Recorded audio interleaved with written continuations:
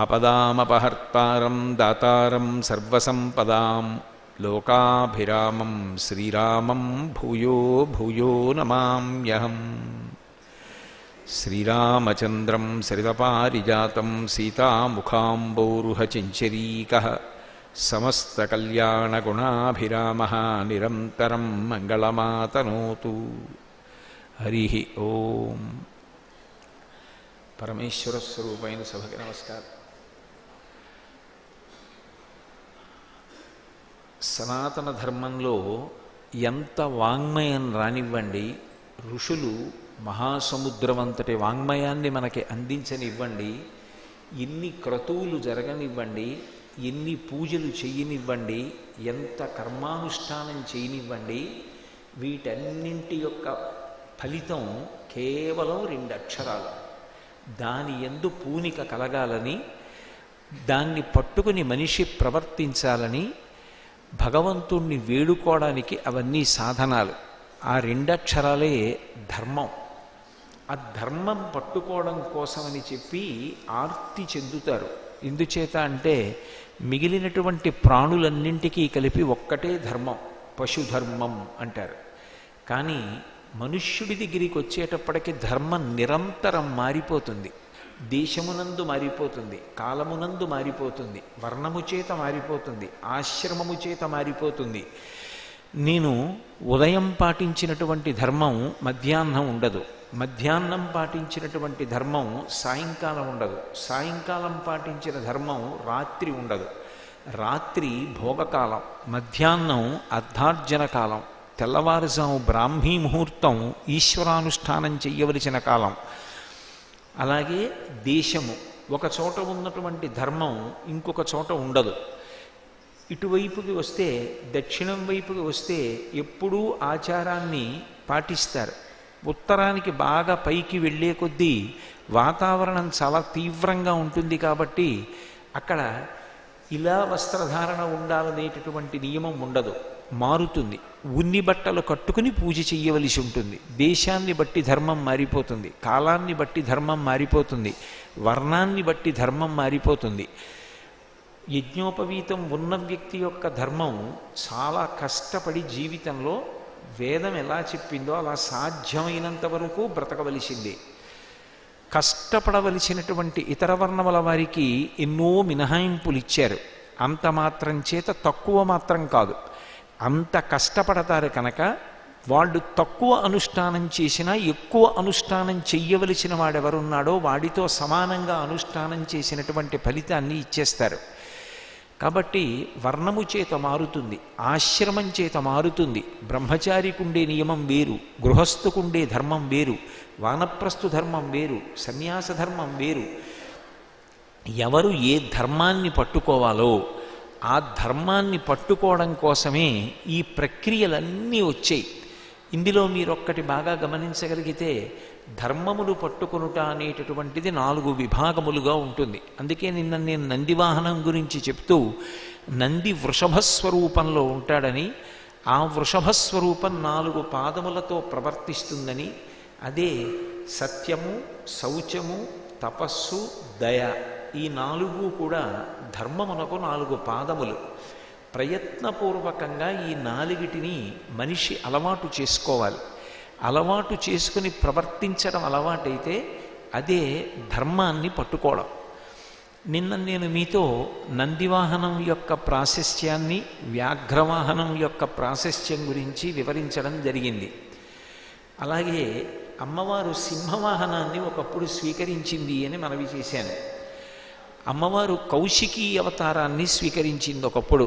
అవతారము అంటే ధర్మ సంస్థాపన కోసమని ఆవిడ ఒక రూపాన్ని తీసుకుని కిందకు వస్తుంది. అలా కిందకు వస్తే అవతారము అంటారు. మన మనసు చేత ఊహించడానికి కూడా వీలు కానంత పై ఎత్తులో ఉండిపోతే తార అంటారు. అది ఈ కంటితో కూడా చూడడానికి వీలుగా కిందకి దిగొచ్చేస్తే అవతార అంటారు. ఆవిడ ఎందుకు అవతారంగా వచ్చింది అంటే ధర్మ సంస్థాపన కోసం వచ్చింది. శుంభనిశుంభులనేటటువంటి రాక్షసులు ధర్మ వ్యతిరిక్తంగా ప్రవర్తిస్తుంటే వాళ్ళని శిక్షించి లోకమును రక్షించడం కోసమని వాళ్ళు కేవలం ఒక కన్య చేతిలోనే మరణిస్తారు కనుక పార్వతీదేవి యొక్క శరీరంలో ఉన్నటువంటి పైన ఉన్న నల్లని తొడుగుని విడిచిపెడితే ఆ తొడుగే కౌశికీ రూపాన్ని పొంది ఆ కౌశికీ అనబడేటటువంటి పేరుతో అమ్మవారు వింధ్యపర్వతం మీద కూర్చుని ఇంకా శుంభనుశుంభులతో యుద్ధానికి వెళ్ళాలి. ఆ సమయంలో చతుర్ముఖ బ్రహ్మగారు ఆమెకి వాహనంగా ఒక సింహాన్ని పంపించారు. సింహాన్ని పంపించి దీన్ని అధిరోహించి యుద్ధం చెయ్యమ్మా అన్నారు. ఇందులో మీరు ఒక విషయాన్ని గమనించవలసి ఉంటుంది. సింహాన్ని పంపడం ఏమిటి, సింహం మీదెక్కి యుద్ధం చేయడం ఏమిటి, అసలు సింహాన్ని అలా వాహనంగా వాడుకోవడానికి కానీ యుద్ధానికి తీసుకెళ్ళేటప్పుడు దాని మీద కూర్చోవడానికి కానీ అవకాశం ఉంటుందా ఎవరికైనా? ఒకవేళ ఉంటే అది భగవతి యొక్క స్పర్శ చేత సత్వగుణాన్ని పొందాలి. నిన్నను వ్యాఘ్రం ఎలా సత్వగుణాన్ని పొందిందో సింహం కూడా అలాగే సత్వగుణాన్ని పొందాలి. అంతేగాని సత్వగుణాన్ని పొందకుండా అది దాని క్రౌర్యంతోనే ఉండిపోయి హింసించేటటువంటి స్వభావంతో ఉండి అదంత వేగంగా పరిగెత్తి కనపడ వాళ్ళందరినీ చంపుతుంటే దాన్ని వాహనంగా తీసుకుని అమ్మవారు వెళ్ళడంలో ఔచిత్యం ఎక్కడుంటుంది అసలు? అది కాదు. ఆ సింహం వాహనంగా అంత క్రౌర్యము కలిగినదైతే యథార్థమునకు మనం ఆ సింహవాహనారూఢ అయినటువంటి అమ్మవారిని తీసుకొచ్చి ఊరిరిగింపు చెయ్యడం, దేవాలయంలో అమ్మవారి ఎదురుగుండా సింహవాహనాన్ని ఉంచి ఆరాధన చెయ్యడం, ఆ సింహవాహనానికి అంత ప్రతిపత్తినివ్వడం సంభవించదు. అందులో ఉండేటటువంటి తత్వాన్ని గమనించాలి. అమ్మవారు సింహవాహనం మీద కూర్చుంది అన్న మాటకు అర్థం ఏమిటంటే అమ్మవారి యొక్క తత్వాన్ని ప్రకాశింపచేస్తుంది వాహనం. ఆ వాహనము ద్వారా అసలు భగవంతునికి సంబంధించినటువంటి కొన్ని అద్భుతమైనటువంటి లక్షణములను ప్రకాశింపచేస్తాడు. అవి ప్రకాశిస్తే ఏమవుతాయి? భగవత్తత్వమునకు ఆకర్షితుడవుతాడు. ఆకర్షితుడై ఓ ఇందుచేత నేను భగవంతుణ్ణి ఆరాధించాలి, ఇందుచేత నేను భగవంతుడికి దగ్గరగా జరగాలి, ఇందుచేత నేను భగవంతుడికి నమస్కరించాలి అని మనకి ఆలోచన ఏర్పడుతుంది. సింహము అనేటటువంటి మాటకి అర్థం ఏమిటంటే హినస్థీతి సింహ అని, అంటే హింస చేస్తుంది. హింస చేయుట అన్న మాటకు అర్థం ఏమిటంటే ఏదో బాధ పెడుతుంది అని అర్థం చెప్పడం కష్టం. హింస చేయుట అంటే చంపుట అని లౌకికమైన అర్థం. చంపుట, దొంగతనం చేయుట, కొట్టుట, చంపివేయుట, వీటన్నిటికీ కూడా హింస అని అర్థం. ఆ సింహము మీద కూర్చుంది ఆవిడ అన్న మాటకు అర్థం ఏమిటంటే ఆవిడ హింసిస్తుంది అని అర్థం. ఇప్పుడు ఆవిడ హింసిస్తుందండి అని నేను అన్నాను అనుకోండి, సింహం మీద కూర్చున్నది ఏ భగవత్ స్వరూపమైనా సరే హింస చేస్తాడు, ఆయన చంపేస్తాడు అని నేను అన్నాను అనుకోండి, ఎవరైనా భగవంతుడికి దగ్గరగా వెళ్ళడానికి కానీ సింహవాహనారూఢైనటువంటి అమ్మవారి దగ్గరగా వెళ్ళడానికి కానీ ఇష్టపడతారా? ఇష్టపడరు. కానీ అసలు ఆ సింహవాహనము అనబడేటటువంటి వాహనం వెనకాతల ఉండేటటువంటి తత్వం తెలిసిందనుకోండి, అప్పుడు ఓ భగవంతుడు ఇంత ఉపకారం చేస్తున్నాడా అన్న విషయం అర్థమవుతుంది. ఉదాహరణకి మా నాన్నగారు నన్ను చిన్నప్పుడు సావగొట్టారు. ఒక సందర్భంలో నాకు తెలియక ఎక్కడో దొంగతనం చేశాను. పక్కింట్లో ఎవరో డబ్బు అక్కడ పెడితే ఆ డబ్బు తీసి నా జేబులో పెట్టుకుని ఏవో నాకు కొన్ని భోగాలు అనుభవించడం కోసమని ప్రయత్నం చేశాను. మా నాన్నగారు నన్ను చావగొట్టారు అన్నాను అనుకోండి, ఉదాహరణకి చెప్తున్నాను. ఇప్పుడు మా నాన్నగారు నన్ను హింసించారు, బాధ పెట్టారు, కష్టపెట్టారు, కొట్టారు. ఇప్పుడు కొట్టడం అనేటటువంటిది పైకి కనపడేటటువంటి ప్రక్రియ, కానీ అందులో ఒక ఆర్తి ఉంది. నా కొడుకు చెడిపోకూడదు, నేను కొట్టడం వల్ల వాడు బాధపడితే బాధపడచ్చు, వాడి శరీరానికి ఖేదం ఇవాళ కలిగితే కలగచ్చు, వాడి చెంప మీద నా 4 వేళ్ల ముద్ర పడితే పడచ్చు, 2-3 రోజుల్లో తగ్గుతుంది, కానీ వాడి భవిష్యత్తు బాగుంటుంది, వాడి ఇక మళ్ళీ ఎప్పుడూ ఇటువంటి దొంగతనం చేయడు అని కొట్టడం వెనక తండ్రి యొక్క ఆర్తి, తండ్రి యొక్క ప్రేమ, తండ్రి యొక్క కారుణ్యం ఎలా ఉంటుందో భగవంతుడు చేసేటటువంటి హింస యందు కూడా పరమకారుణ్యం ఉంటుంది. ఇందులో 3 స్థాయిలలో హింస అన్న మాటని జాగ్రత్తగా అర్థం చేసుకోవాలి. భగవంతుడే చంపేస్తాడు అందరినీ. అందులో ఏ విధమైనటువంటి సందేహం అక్కర్లేదు. ఈ మాట నేను అన్నప్పుడు నేను పరమ స్పష్టంగా అంటున్నాను, మీరు కూడా ఈ విషయంలో ఏమీ సందేహం పెట్టుకోక్కర్లేదు. సమస్త ప్రాణులు ఎవరి చేత పడిపోతారు అంటే భగవంతుడి చేతిలోనే పడిపోతారు. భగవంతుడు అనేకమైనటువంటి మార్గముల ద్వారా పడగొడతాడు. ఒకటి అన్నం ద్వారా పడగొడతాడు. అన్నము పరబ్రహ్మస్వరూపం. ఒక వయసు వచ్చిన తరువాత తిన్న అన్నంలోంచే కపము, వాతము, పైత్యము, శ్లేష్మ ఇటువంటివి లోపలికెళ్ళి ఈ కోట పగిలిపోవడానికి కారణమవుతుంది. వ్యాధి సంక్రమణం ఎక్కడి నుంచి జరుగుతుంది అంటే అన్నంలోంచే జరుగుతుంది అని వేదం చెప్తోంది. కాబట్టి అన్నము ద్వారా పడగొడతాడు. అన్నము ఉపకరణము ఆయనకు. అసలు నిజానికి ఆయన ప్రధానంగా దేనితో పడగొట్టేస్తాడు అంటే కాలస్వరూపంగా పడగొట్టేస్తాడు.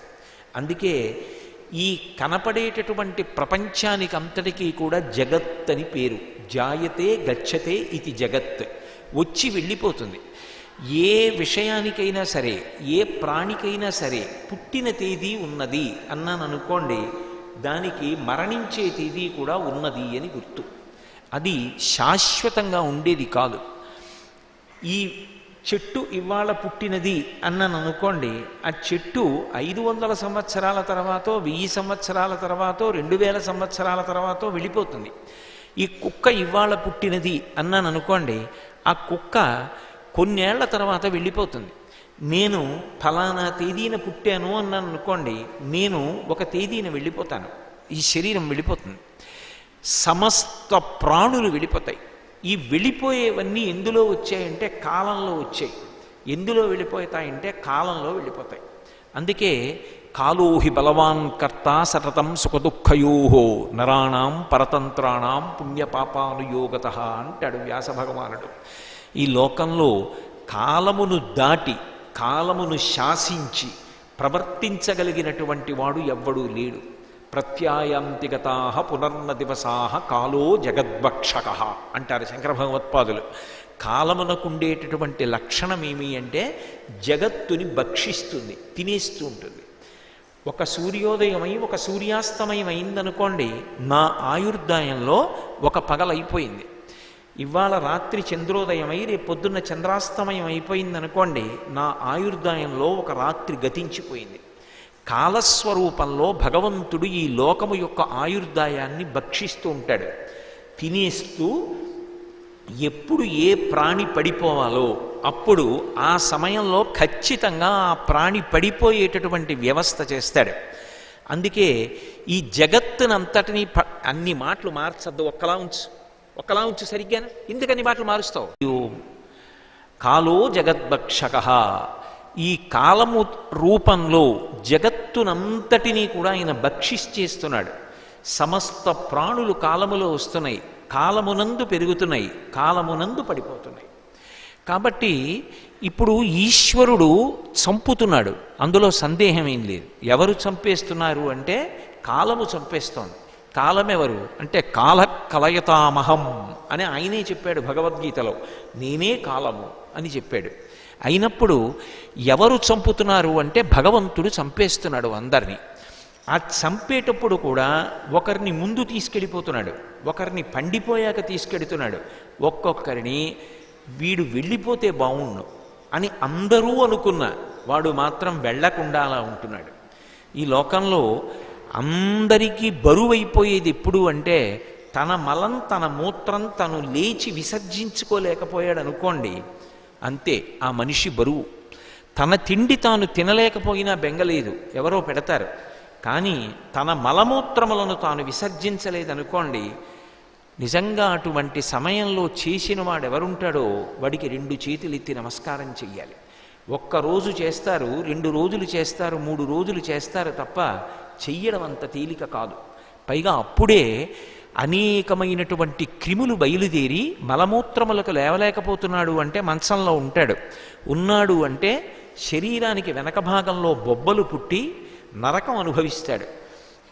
ఒక్కొక్కడు వెళ్ళిపోదామనుకున్నా వెళ్ళిపోలేకపోతున్నాడు. ఒక్కొక్కడు వెళ్ళకూడదు, ఉండవలసిన వాడు మంచి ప్రాయంలో ఉన్నవాడు వెళ్ళిపోతున్నాడు.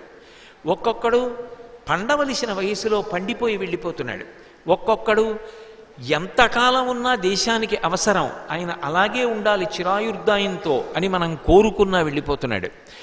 ఎవరు ఎప్పుడు వెళ్ళిపోవాలి? మన ఇచ్ఛ కాదు, మన ఇష్టం కాదు, అది భగవంతుని యొక్క నిర్ణయం.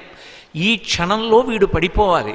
దేన్ని అనుసరించి ఆయన నిర్ణయం చేస్తాడు అంటే గత జన్మలలో చేసుకున్నటువంటి పాపపుణ్యములను లెక్కపెట్టి దాని ప్రకారంగా ఆయుర్దాయాన్నిచ్చి ఆ ఆయుర్దాయము చేత పడగొడుతున్నాడు.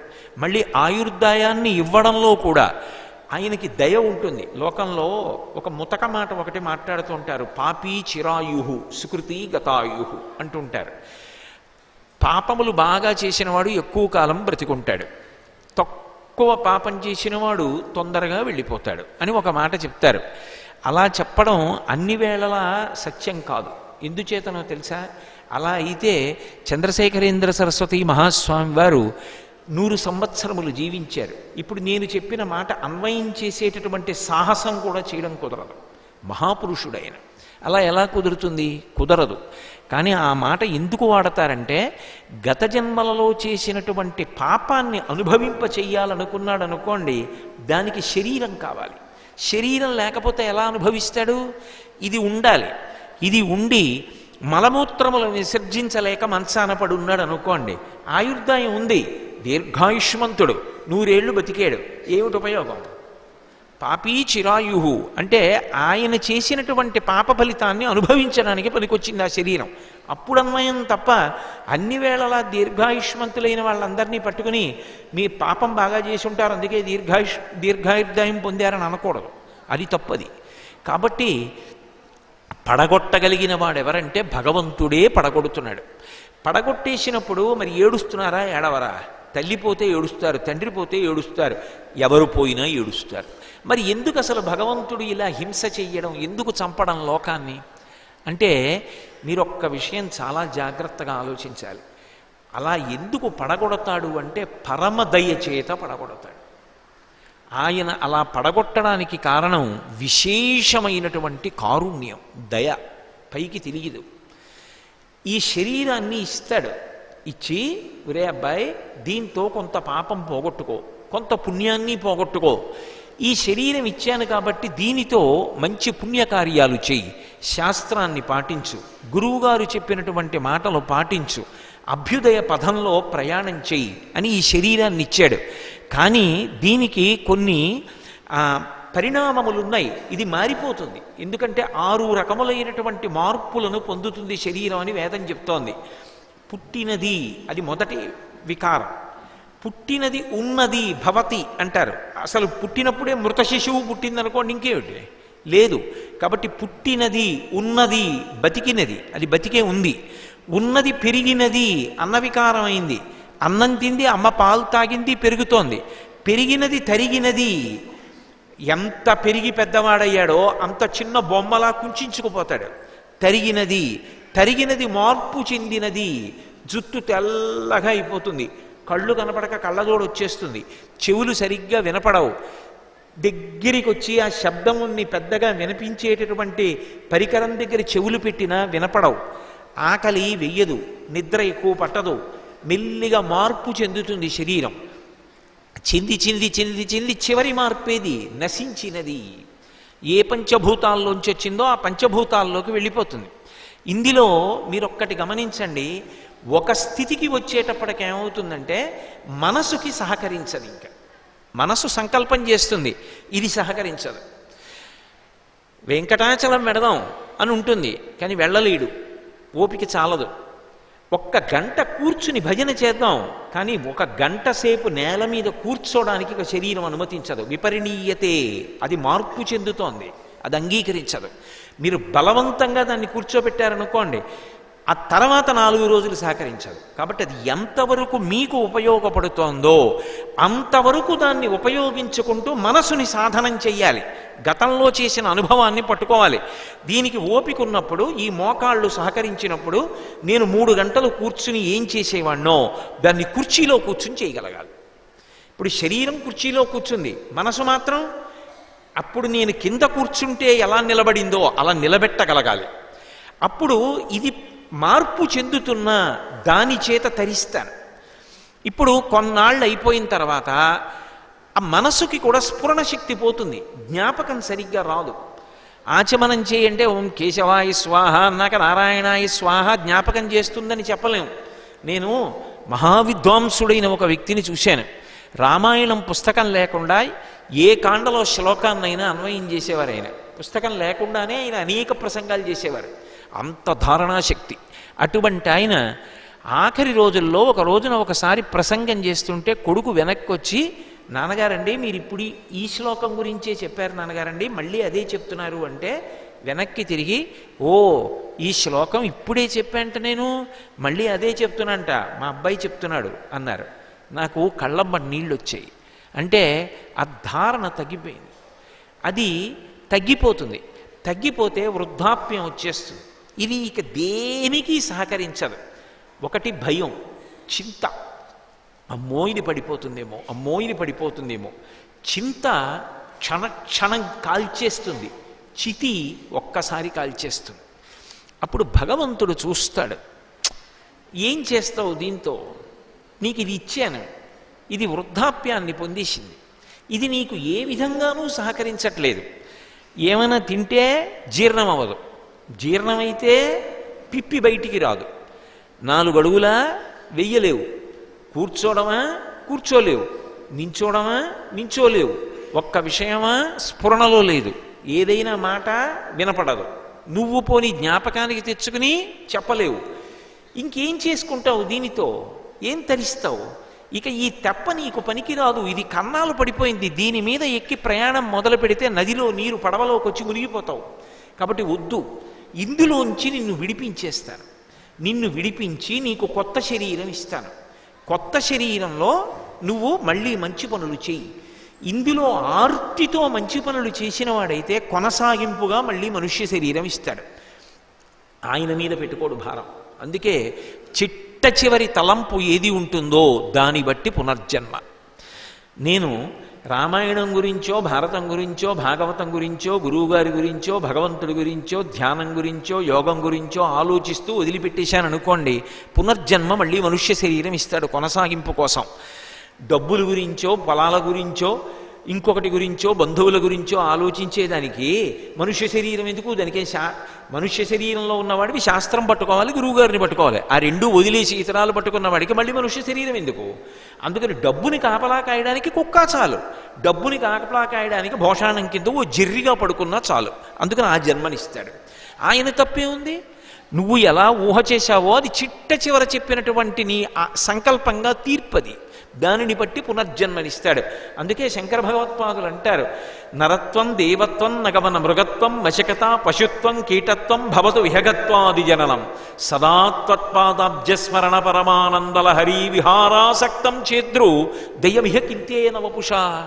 ఈ శరీరం మనుష్య శరీరం ఇచ్చాడు. దీనితో ఒక్క భగవంతుడు శాస్త్రము గురువుగారు తప్ప అక్కర్లేని ప్రతి విషయం పట్టుకున్నాడు. ఏమిటి ఉపయోగం దీనివల్ల? ఇంకొకటి సాలిపురుగైంది, పాము అయింది, ఏనుగైంది, కొండ అయింది, కానీ అది భగవంతుణ్ణి పట్టుకుంది.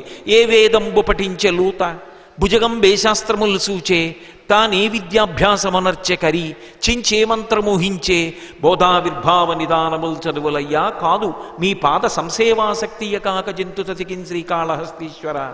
కాబట్టి ఈశ్వర, నా మనసు నీయందు నిలబడాలి, నువ్వు చెప్పినట్టు నేను బ్రతకాలన్న భావన నాకు కలిగితే అది ధర్మం, అది ఉద్ధరిస్తుంది. ధర్మో రక్షతి రక్షిత.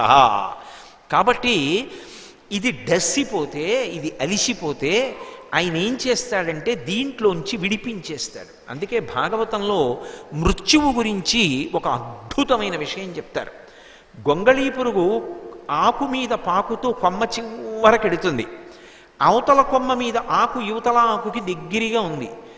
బాగా శరీరాన్ని దగ్గరగా తీసుకుని ఆకు మించి కొంచెం ఇలా పైకెత్తుతుంది శరీరాన్ని, ముందర ఉన్న ఆకు మీద వేస్తుంది. ఈ బరువుకి ఆకు దగ్గరవుతుంది. వెనక శరీరాన్ని లాక్కుంటూ ముందు శరీరాన్ని నడుపుతూ ఆ యువతల ఆకు మీద ఉన్న శరీరాన్ని అవతల ఆకు మీదకి మార్చుకుంటుంది. అలా దీన్ని విడిచిపెట్టి ఇంకొక తొడుగులోకి వెళ్ళిపోవడమే మరణము, జననము. మారుతాడు. రవీంద్రనాథ ఠాగూర్ అయితే అద్భుతమైన మాట వాడాడు గీతాంజలిలో. అమ్మ ఆకలి వేసిన పిల్లవాడికి స్తన్యం ఇచ్చేటప్పుడు ఒకవైపు స్తన్యంలో పాలిచ్చి ఇందులో పాలు అయిపోయాయి అనుకున్నప్పుడు బిడ్డన్ని ఇటు నుంచి ఇటు మార్చుకుని ఇటు స్తన్యాన్ని ఇవ్వడంలో ఎలా ఉంటుందో అలా ఇది విడిచిపెట్టి ఇంకొక తొడుగులోకి వెళ్ళిపోతూ ఉంటాడు. ఇప్పుడు ఆ తొడుగు మళ్ళీ బలాన్ని పుంజుకుంటుంది. అప్పుడైనా మంచి పనులు చేస్తే పర్వాలేదు, అది మనుష్య జన్మ అయితే. మనుష్య జన్మ రావడం కష్టం. అందుకే నేను మీతో మనవి చేసింది, అన్నిటి ప్రయోజనము ధర్మమే. కాబట్టి ఇప్పుడు నాకు చెప్పండి, అన్ని ప్రాణులను పడగొట్టడంలో భగవంతుడు కక్షతో చేస్తున్నాడా, భగవంతుడు మహాదయామయుడై చేస్తున్నాడా?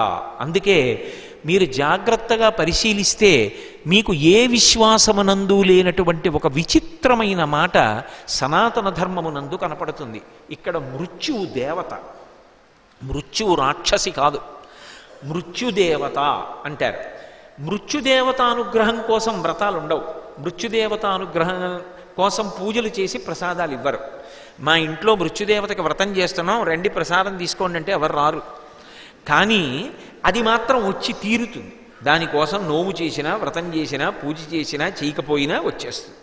ఎప్పుడు రావాలో అప్పుడు వస్తుంది, గ్రసిస్తుంది. గ్రసించి ఏం చేస్తుందంటే అక్కడితో ఆ శరీరం పడుతున్న బాధ నుంచి విముక్తి కల్పిస్తుంది, కల్పించి కొత్త శరీరాన్ని ఇస్తూ ఉంటాడు. ఇది ఆయన చేసేటటువంటి మొట్టమొదటి మహోపకారం. ఇలా నేను ఒకరికి కాదు, ఇద్దరికి కాదు, ఒక కుక్కని మనం చూస్తాం, కానీ కుక్కలో ఉన్న జీవుడు ఒకడు ఉన్నాడు. వాడు ఎంత యాతన పడుతూ ఉంటాడో. అప్పుడప్పుడు నాకు ఒళ్ళు గగురు పొడిచి భయం వేస్తూ ఉంటుంది. నేను మా ఇంటి దగ్గర తిరుగుతున్నప్పుడు నాకు కుక్క కనపడుతూ ఉంటుంది. దానికి ఒళ్ళంతా కూడా చర్మం యథాతథంగా బయటికి వచ్చేసి దాన్ని ఏవో నల్లటి పురుగులు కొరుకుతూ ఉంటాయి, నెత్తురు చుక్కలు చుక్కలుగా పైకొస్తుంది. ఆ కుక్క తన వెనక భాగం మీద తానే కలియబడి కొరుక్కుంటూ ఉంటుంది, కింద పడి దొల్లుతూ ఉంటుంది, నెత్తురోడుతూ ఉంటుంది. మిగిలిన కుక్కలు కూడా దగ్గరికి రానివ్వవు, అంత భయంకరంగా పగిలిపోయి ఉంటుంది శరీరం. అంటే దానికి లోపల జీవుడు లేడా? వాడు బాధపట్టలేదా? ఎక్కడికి ఎడుతుంది? ఏ వైద్యశాలకు ఎడుతుంది? ఏ దుప్పటి కప్పుకుంటుంది? ఏ వీడి నీళ్లు స్నానం చేస్తుంది? ఎవళ్ళు లేపనం రాస్తారు దానికి? ఎలా బాధ నోర్చుకుంటుంది? అప్పుడు ఆ శరీరంలోంచి జీవుడు బయటికి వెళ్ళిపోయాడు అనుకోండి, సహజంగా దానికి అక్కడతో ఆ పాపం పూర్తయిపోయింది, ఆ బాధ పూర్తయిపోయింది, వేరొక శరీరంలోకి వెళ్ళిపోయింది. అప్పుడు ఆ ఉపకారం చేసిన వాడు, మనం చంపామనుకోండి మహాదోషం, అది పరమేశ్వరుడు విడిపించాడు అనుకోండి జీవుణ్ణి, మృత్యువు దేవత అయి ఇంకొక శరీరంలోకి పంపించేస్తున్నాడు. అది అక్కడ జవసత్వాలతో సంతోషంగా ఉంటుంది. ఇప్పుడు సమస్త ప్రాణులను కాలమునందు పడగొడుతున్నవాడెవరు? ఆయనే. ఆయన వినా ఇన్ని ప్రాణులను పడగొట్టగలిగిన వాడు లేడు. అందుకదు భగవద్గీతలో భీష్మంచ ద్రోణంచ జయద్రథంచ, ఎవరైనా కానీ ఈ వీరులందరినీ కూడా పడగొడుతున్న వాడిని నేను పడగొడుతున్నాను. నిమిత్త మాత్రం భవ సవ్యసాచి, నువ్వు కేవలం నిమిత్తం అంతే, నువ్వు కారణంగా కనపడుతున్నావు, కానీ యథార్థమునకు పడగొట్టినా నిలబెట్టినా నేను తప్ప వేరొకరు కాదు. 1,000,000 మంది వైద్యులు కూడి వచ్చినా కానీ మరణమయ్యడి వ్యాధి మాన్పలేరు, వైద్యులు నన్ను క్షమించుగాక. 1,000,000 మంది వైద్యులు కూడి వచ్చినా పరమేశ్వర శాసనం అయిపోయిందనుకోండి నేను ఉండను అని వాడు వెళ్ళిపోవలసింది. పరమేశ్వర అనుగ్రహం ఉందనుకోండి వాడు బ్రతకాలని మృత్యుదేవత నోటి 2 కోరల చిక్కి బ్రతికినొనక వేళ బ్రతుకవచ్చు. అందుకు పోతన గారు భాగవతం చేసు, రక్షణములీక సాధుడు రక్షితుడగు సమత చేసి రాయుడులందున్ రక్షణలు వేయి కలిగిన శిక్షితుడగు కలుడు పాపచిత్తుండగుటన్నారు. ఆయన అనుగ్రహం ఉందా బతికి బట్టగడతాడు, ఆయన అనుగ్రహం లేదు చుట్టూ ఎన్ని రక్షణలున్నా మరణిస్తాడు. కాబట్టి అన్ని ప్రాణులకు మళ్ళీ పునర్జన్మనిచ్చి కొత్త శరీరాన్నిచ్చి పాపపుణ్యములను సుఖదుఖాల రూపంలో అనుభవింపచేసి ఆఖరణ ఎప్పుడో అదృష్టం ఆ జీవుడు మనుష్య శరీరంలోకి వెడతాడు. ఆ మనుష్య శరీరానికి ఉన్న గొప్పతనం ఏమిటంటే ఇలా కొత్త కట్టు వేసుకోడు, ఇలా విప్పుకుంటాడు. ఏమీ చెయ్యకుండా కూర్చుని కాదు, చెయ్యవలసింది చేస్తూ. భగవంతుడు ఎలా బ్రతకమని చెప్పాడో అలా బ్రతికితే, భగవంతుడు అన్నం తినడం మానేయండి అని చెప్పలేదు. అన్నం తిను, ఎలా తినాలో అలా తిను, న్యాయార్జిత ఆహారం తిను, పరిమిత ఆహారం తిను, సాత్విక ఆహారం తిను, దైవర్పిత ఆహారం తిను. అది నువ్వు తింటున్నావు కానీ నిన్ను బంధించదు. ఇలా అంటే కట్టాను, ఇలా అంటే విప్పాను. ఇది ఒక్క మనుష్యుడికే చెందుతుంది ఈ ధర్మం అన్నది. ధర్మము చేత కట్లు విప్పేసుకోవు, ఇక మళ్ళీ పుట్టవలసిన అవసరం తీసేస్తాను. అందుకే సమస్త ప్రాణులను పడగొట్టడంలో ఆయన అపారమైనటువంటి దయ కలిగిన వాడై ఉంటాడు. ఒకవేళ ఇలా ప్రాణం పోయి ప్రాణం ఇచ్చి, ప్రాణం పోయి ప్రాణం ఇచ్చి, శరీరం పడిపోయి శరీరం ఇచ్చి ఎన్నాళ్ళు తిరుగుతావు? నేనే ఉన్నాననుకోండి, ఓ 20 రోజులు ఇల్లు విడిచిపెట్టి ఓ 7 ఊళ్ళో 8 ఊళ్ళో ఉపన్యాసాలకు వెళ్ళాననుకోండి, ఓ 10 రోజులు అయిపోయిన తర్వాత అనిపిస్తుంది, అబ్బా ఇల్లు వదిలిపెట్టి 10 రోజులు అయింది, ఇంకా 2-3 రోజులు ఉండాలి, దీని తర్వాత అమ్మయ్యా ఇంటికి వెళ్ళిపోతానని. ఇంటికి వెళ్ళిపోతే నన్నేం పువ్వులు పరిచి నడిపిస్తారా ఏమి? ఇక్కడ నేనుండి ఏం పెద్ద కష్టపడిపోయానా? ఎంతో ప్రేమగా చూస్తారు, అయినా మరి ఇంటికి వెళ్ళిపోదాం ఎందుకు అనిపిస్తుంది అంటే ఒక వ్యామోహం, అక్కడికి వెళ్ళిపోవాలి, ఇంటికి వెళ్ళిపోవాలి అని అనిపిస్తుంది. అలా ఎన్నాళ్ళు తిరుగుతావు ఈ జనన మరణ చక్రంలో? పునరపి జననం పునరపి మరణం పునరపి జననీ జఠరే శైనం దిహ సంసారే బహుదుస్తారే కృపయాపారే పాహిమురారే. కాబట్టి ఎప్పుడో అప్పుడు విశ్రాంతి ఇవ్వాలి వీళ్ళందరికీ. ఆయన 2 రకాలుగా విశ్రాంతినిస్తాడు. ప్రత్యేకించి సాత్విక బుద్ధి కలిగినటువంటి ప్రాణులన్నిటినీ పగటిపూట నిద్రపమ్మంటాడు, అది ఆయన శాసనం. అందుకే పాములు, తేళ్ళు, జిర్రులు ఇవన్నీ పగటిపూట పడుకుంటాయి. రాత్రి అవి లేచి బయటికి వస్తాయి. సాయంకాలం అయ్యేటప్పటికీ ఒరే ఆ చెట్ల కింద అక్కడ తిరక్కో, పురుగు పుట్రా వస్తాయి అంటారు. అప్పుడు అవి లేస్తాయి, అప్పుడు మనం పడుకోవాలి. అప్పుడు అక్కడికి వెళ్ళి తిరిగి అది కలిసిందని మనం అనకూడదు, అప్పుడు అది తిరిగే సమయం, ఇప్పుడు మనం తిరిగే సమయం. వాటి ధర్మం పాటిస్తే అప్పుడు అవి తిరగవు, పాపం ఎక్కడో పడుకుంటాయి. అవి అంత విచ్చలవిడిగా ఏం తిరగవు, ఎక్కడో ఏదో 1-2 ఆకలిస్తే బయటకు వస్తాయేమో నాకు తెలియదు. కాబట్టి ఆయన ఒక శాసనం చేశాడు. ఇదే రాత్రి 2 గంటలకి నేను చిత్తూరు పట్టణంలో అలా ఒక్కసారి నడిచాను అనుకోండి, సమస్త భూతములు నిద్రపోతుంటాయి, అన్ని ప్రాణులు నిద్రపోతుంటాయి. ఒక్కొక్కసారి కాకినాడకి కొంచెం 3-4 గంటలు ప్రయాణం చెయ్యవలసినటువంటి దూరంలో ఉన్న ఊళ్ళల్లో ప్రవచనం చేసి ఆ రాత్రే బయలుదేరి వచ్చేస్తుంటే కాకినాడ పొలిమేరలోకి వచ్చేటప్పటికి 1 గంట అయితే కారులోంచి చూస్తే ఈ వీధులే ఇంత సమర్థంతో ఉండేవనిపిస్తుంది. నిశ్శబ్దం. మనుష్య ప్రాణికి మిగిలిన ప్రాణులకు పడుకోవడంలో కూడా భగవంతుడు ఒక నియమం పెట్టాడు. మిగిలినవి ముడుచుకు పడుకుంటాయి, మనుష్యుడు చాపుకు పడుకుంటాడు. అది తేడా. నీ చెప్పట్లా, వేదం చెప్తాను. ఓ కుక్క పడుకుందనుకోండి ముడుచుకు పడుకుంటుంది, పాము పడుకుందనుకోండి ముడుచుకు పడుకుంటుంది, పిల్లి పడుకుందనుకోండి ముడుచుకు పడుకుంటుంది. నేను పడుకున్నాను అనుకోండి చాపుకు పడుకుంటాను. అన్ని ప్రాణులు నిద్రపోతుంటాయి. ఇప్పుడు ఆ నిద్రలో ఆయన ఏం చేస్తున్నాడు? సుఖాన్ని ఇస్తున్నాడు. బడలిపోయిన శరీరానికి శక్తినిస్తున్నాడు, బడలిపోయిన ఇంద్రియాలకి శక్తినిస్తున్నాడు. ఇది హింసారూపంగా కనిపిస్తుంది, ఎందుకంటే ఇంద్రియములను ఏమార్చాడు. కానీ ఆయన గొప్ప సుఖాన్ని ఇస్తున్నాడు. సుఖాన్నిచ్చి ప్రాణులందరికీ కూడా మళ్ళీ శక్తినిస్తాడు. దాన్ని కేవలముగా కొన్ని గంటల సేపు మాత్రమే నిద్రపోయేటట్టుగా అనుగ్రహిస్తాడు. కాబట్టి దాన్ని తాత్కాలిక ప్రళయము అని పిలుస్తారు. అదే పాపం ఎన్నాళ్ళు తిరుగుతాడు రా, వాడికి లెక్క తెలియదు. నిజంగా వాడికి లెక్క చెప్పాను అనుకోండి, ఒరే నువ్వు ఎన్ని జన్మల నుంచి తిరుగుతున్నావో నీకు తెలుసా? లోపల ఉన్న జీవుడు ఎన్ని కోట్ల జన్మల నుంచి తిరుగుతున్నావో నీకు తెలుసా అని చూపిస్తే ఆశ్చర్యపోతారు. జటావల్లభుల పురుషోత్తం గారు పుస్తకం రాశారు.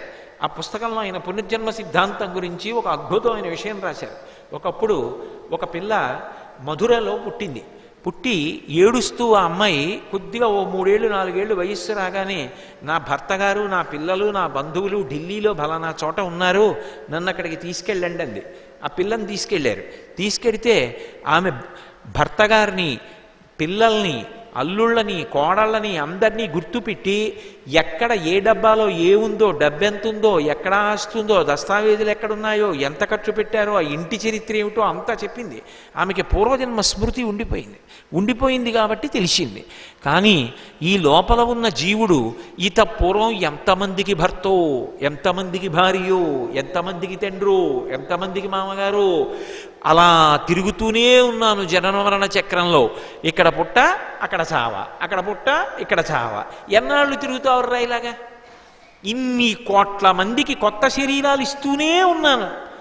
భక్తితో కర్మాచరణ చేసి చిట్ట చివరికి సర్వము వాసుదేవమయమని తెలుసుకున్నవాడు ఎక్కడో ఒక్కడున్నాడు. అది కాదు గీతాచార్యుడు చాలా బాధతో చెప్పిన మాట. వాసుదేవ సర్వమితి సమహాత్మా సుదుర్లభ అన్నాడు. రే, ఇన్ని శరీరాలు ఇచ్చి వాడికి చదువుకునే అవకాశం ఇచ్చా, గురువునిచ్చా, శాస్త్రం ఇచ్చా, పురాణం ఇచ్చా, వేదం ఇచ్చా, ఇన్ని ఇస్తే నన్ను తెలుసుకుంటున్నవాడు కోట్ల కోట్ల కోట్ల కోట్ల మందిలో ఒక్కడు. అసలు తెలుసుకుందామని ప్రయత్నం చేసేవాడు ఎవడు ఎక్కడు ఒక్కడు తప్ప మిగిలిన వాళ్ళందరూ కాలచక్రమనందు కొట్టుకుపోతున్న వాళ్ళే. కాబట్టి ఒక పని చేస్తాను, పాపం ఎంతకాలం ఇలా తిరుగుతారు, సమస్త ప్రాణులకు విశ్రాంతినిచ్చేస్తాను. కొంతసేపు విశ్రాంతినిస్తే కాసేపు అమ్మయ్యా అని పడుకుంటారు. ఒక రాత్రిపూట కొందరు, పగటిపూట కొందరు, అలా కాదు, అన్ని ప్రాణులు పడుకుంటాయి. ఇక ఏమీ పనిచేయవు, ఆపేస్తాడు సృష్టినంతటినీ. లోకంబులు లోకేశులు లోకస్తులు తెగిన తుది అలోకంబకు పెంజీకటి కావల ఎవ్వండేకాకృతి వెలుగువతని నీసేవింతున్నంటారు పోతన గారు భాగవతంలో 8వ స్కంధంలో. ఈ లోకములు ఉండవు, ప్రళయజలముల చేత నింపేస్తాడు, సమస్త ప్రాణులు పడిపోతాయి. సూర్యచంద్రుల యొక్క గమనం ఉండదు, ఇంకా దేనికోసం కాలం, ఇక కాలం ఉండదు, లోకములను పరిపాలించే వాళ్ళు ఉండరు. అప్పుడు తానొక్కడు మాత్రం వెలుగు రూపంలో మిగిలిపోతాడు. ఆయన్ని వెలిగించడానికి వేరు వెలుగుండదు. నతత్ర సూర్యోభాతి నచంద్రతారకం నేమా విద్యుతో భాతి కుతోజమగ్ని త్వమేవ భాంతమనుభాతి సర్వం తస్య భాషా సర్వమిదం విభాతి అంటోంది వేదం. తాను వెలుగుల ముద్దగా తానొక్కడు ఈ లోకములకన్నిటికీ అతీతంగా మిగిలిపోయి ఉండిపోతాడు. అది మహాప్రళయం అంటారు. ఆ మహాప్రళయంలో ఇక ఏ జీవులు ఉండరు. కొంతకాలం అన్ని జీవులు భగవంతుని చేరిపోతాయి. అంటే మన ప్రయత్నంతో మనం ఆయన్ని చేరుకోవాలి. మనం ఆయన్ని చేరలేదనుకోండి, ఆయనే మనని చేరుకుంటాడు.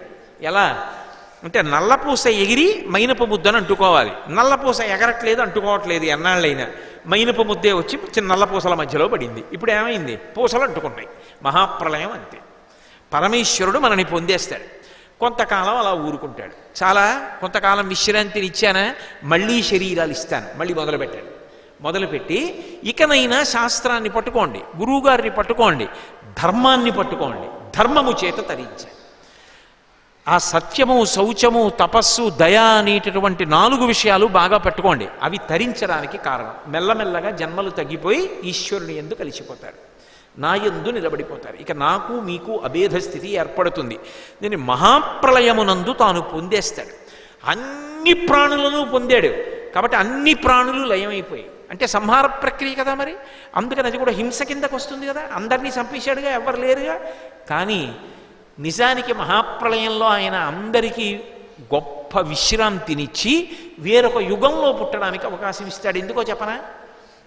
ఇప్పుడు ఈ యుగం ఉందనుకోండి, మనసు నిలబెట్టడం కష్టం. కృతయుగం అనుకోండి, ధర్మమునందు మనసు నిలబెట్టడం చాలా తేలిక. 4 పాదాలతో ధర్మం ఉంటుంది. తీసుకెళ్ళి కృతయుగంలో ప్రవేశపెడతాడు. తరించరా అప్పుడు అంటాడు. కాబట్టి భగవంతుడు శరీరాలని పడగొట్టి మళ్ళీ జన్మనివ్వడంలో దయ ఉన్నది. మహాప్రళయంలో అన్ని భూతములను పడగొట్టి మళ్ళీ పునఃసృష్టి చేసి కొత్త యుగాన్ని ప్రారంభం చేయడంలో దయ ఉన్నది. ఆయన ఎప్పుడు హింస చేసినా వెనక మాత్రం దయయే ఉంటుంది. అందుకే భాగవతంలో భగవంతుడే ఒక చోట చెప్పాడు, ఎందుకు హింస చేస్తాడో చెప్పాడు, స్పష్టంగా చెప్పాడు. శుద్ధ సాధులందు, సురలందు, శృతులందు, గోవులందు, విప్రకోటియందు, ధర్మపదవి ఎందు, తవిలి నాయందు వాడెన్నలడుగు నాడు హింస పొందు అన్నాడు. ఈ 7 కారణాలకే చంపుతూ ఉంటాను. ఇది నిజానికి ప్రతిజ్ఞ. ఎందుకు అవతారంగా వస్తాడో అక్కడ చెప్పాడు. అదే గీతలో చెప్తాడు, అదే దేవీ భాగవతంలో చెప్తారు. గీతలో చెప్తే పరిత్రాణాయ సాధూనాం వినాశాయ చ దుష్కృతాం ధర్మ సంస్థాపనార్థాయ సంభవామి యుగే యుగే. ఎందుకు వస్తాను అసలు? ఒక కంటితో చూడ్డానికి వీలుగా ఒక రూపంతో నేను ఈ భూమి మీదకి ఎందుకు వస్తాను? అక్కడ చెప్పాడు రహస్యాన్ని. పరిత్రాణాయ సాధూనాం, నేను అంతటా ఉన్నానని తెలుసు పరమభక్తులైన వాళ్ళకి. ఇందుగలడందులేడని సందేహము వలదు చక్రి సర్వోపగతుండని తెలుసు. కానీ ఒక రూపంతో చూడాలని ఒక భక్తుడు ఆర్తి చెందాడు. వాడి కోరిక తీర్చడానికి ఒక రూపాన్ని పొందుతాను. అది మొదటి కారణం. పరిత్రాణాయ సాధూనాం, వినాశాయ చ దుష్కృతాం. ధర్మమునకు వ్యతిరేకంగా ఉండి వాడి సుఖం కోసం అందరినీ బాధ పెడుతున్నవాడెవరో వాణ్ణి చంపడానికి వస్తాను. వాడి హింస శాస్త్రాన్ని అతిక్రమించి ఒకరిని ఇద్దరిని 10 మందిని కాదు సమస్త ప్రాణులను భయపెట్టడం వాడు అలవాటు చేసుకుంటే అప్పుడు వాణ్ణి భయపెట్టి చంపడానికి నేను వస్తాను. కాబట్టి వినాశాయ చ దుష్కృతాం ధర్మ సంస్థాపనార్థాయ. అదే ఎప్పుడూ ధర్మం ధర్మం ధర్మం, అదే మళ్ళీ ధర్మాన్ని స్థాపించడం కోసం సంభవామి యుగే యుగే. మళ్ళీ ఇంకొక్కసారి స్పష్టంగా చెప్పాడు, యథా యథా హి ధర్మస్య గ్లానిర్భవతి భారత అభ్యుత్థానమధర్మస్య తదాత్మానం సృజామ్యహం. ఎప్పుడెప్పుడు ధర్మమునకు ఇబ్బందిని కల్పించేటటువంటి వాళ్ళ సంఖ్య పెరిగిపోతుందో అప్పుడప్పుడు నన్ను నేను మళ్ళీ సృజించుకుంటూ ఉంటాను, ఒక కొత్త రూపంలో వస్తూ ఉంటాను. అవి ఎన్ని రూపాలు, అవసరాన్ని బట్టి ఎన్నిసార్లైనా వస్తాను. వేదోద్ధారణ మందరాభరణ పృథ్వీ ధర్మ నిర్మాణ ప్రహ్లాదత్రాణ బలి ప్రతారణ కృపాహంకార నిర్మాపన వైదీహీ రమణ ధనంజయ జయ వ్యాపార పారీణ క్షోణీ దివ్యత్కరుణ తమోహరణ తండ్రి వెంకటేశ ప్రభు. అది అమ్మవారా అయ్యవారా కాసేపు వదిలేయండి. భగవత్తత్వంలో అలా ఉండదు. అమ్మవారు అయ్యవారు ఇన్ని ఉండవు, ఒక్కటే ఉంటుంది. స్త్రీ పురుష నపుంసక మూర్తియును కాక తిర్య కమర నరాది మూర్తియును కాక కర్మ గుణభేద సరసత్ప్రకాశి కాక వెనుకనందియుతానకు విభుతలంతు అంటారు పోతన గారు. ఉన్నదా ఒక్కటే. ఒకడికి అమ్మగా చూడటం ఇష్టం, అమ్మవారిగా కనపడుతుంది. ఒకడికి అలంకారంతో కనపడడం ఇష్టం, శ్రీ మహావిష్ణువుగా కనపడతాడు. ఒకడికి నిరాడంబరుడుగా ఉంటే ఇష్టం, పరమశివుడిగా కనపడతాడు. ఒకడికి అరూపరూపి, అసలు రూపం ఉండకూడదు, రూపం ఉండాలి, లింగస్వరూపంగా కనపడతాడు. ఏ రూపాన్నైనా పొందగలిగిన వాడు మాత్రం ఆ భగవంతుడు ఒక్కడే. ఆయనే ఇన్ని రూపాలు పొందుతున్నాడు. నిజంగా ఉన్నది మాత్రం ఒక్కటే పదార్థం, ఇన్ని రూపాలు లేవు, అన్నీ కలిపి. అందుకే ఒకటి అని చెప్పడానికి గుర్తు ఏమిటంటే అన్నీ కలిపి మళ్ళీ ఒకటిలోకి వెళ్ళిపోతాయి. అసలు పరమరహస్యం ఏమిటంటే శాస్త్రంలో అవతార స్వీకారం చేసేటటువంటిది శ్రీ మహావిష్ణువు ఒక్కడే. ఆయనే తీసుకుంటాడు. ఎందుకు తీసుకుంటాడంటే ఆయన స్థితికర్త, ధర్మాన్ని నిలబెడతాడు. అంటే శివుడు విష్ణువు అని రెండు ఉంటాయని మళ్ళీ మీరు అనుకోకండి. శివుడే విష్ణువుగా ఉంటాడు, విష్ణువే శివుడిగా ఉంటాడు. ధర్మమును రక్షించవలసి వచ్చినప్పుడు విష్ణువుగా ప్రవర్తిస్తాడు. ఆ విష్ణువే అమ్మవారి రూపాన్ని పొందుతాడు. అందుకే ఇద్దరు అలంకార ప్రియులు, ఇద్దరు అలంకారాన్ని ఇష్టపడతారు, ఇద్దరూ అవతారాలు తీసుకుంటారు, ఇద్దరూ ధర్మాన్ని రక్షిస్తారు. ఇద్దరి ప్రతిజ్ఞలు ఒక్కలాగే ఉంటాయి.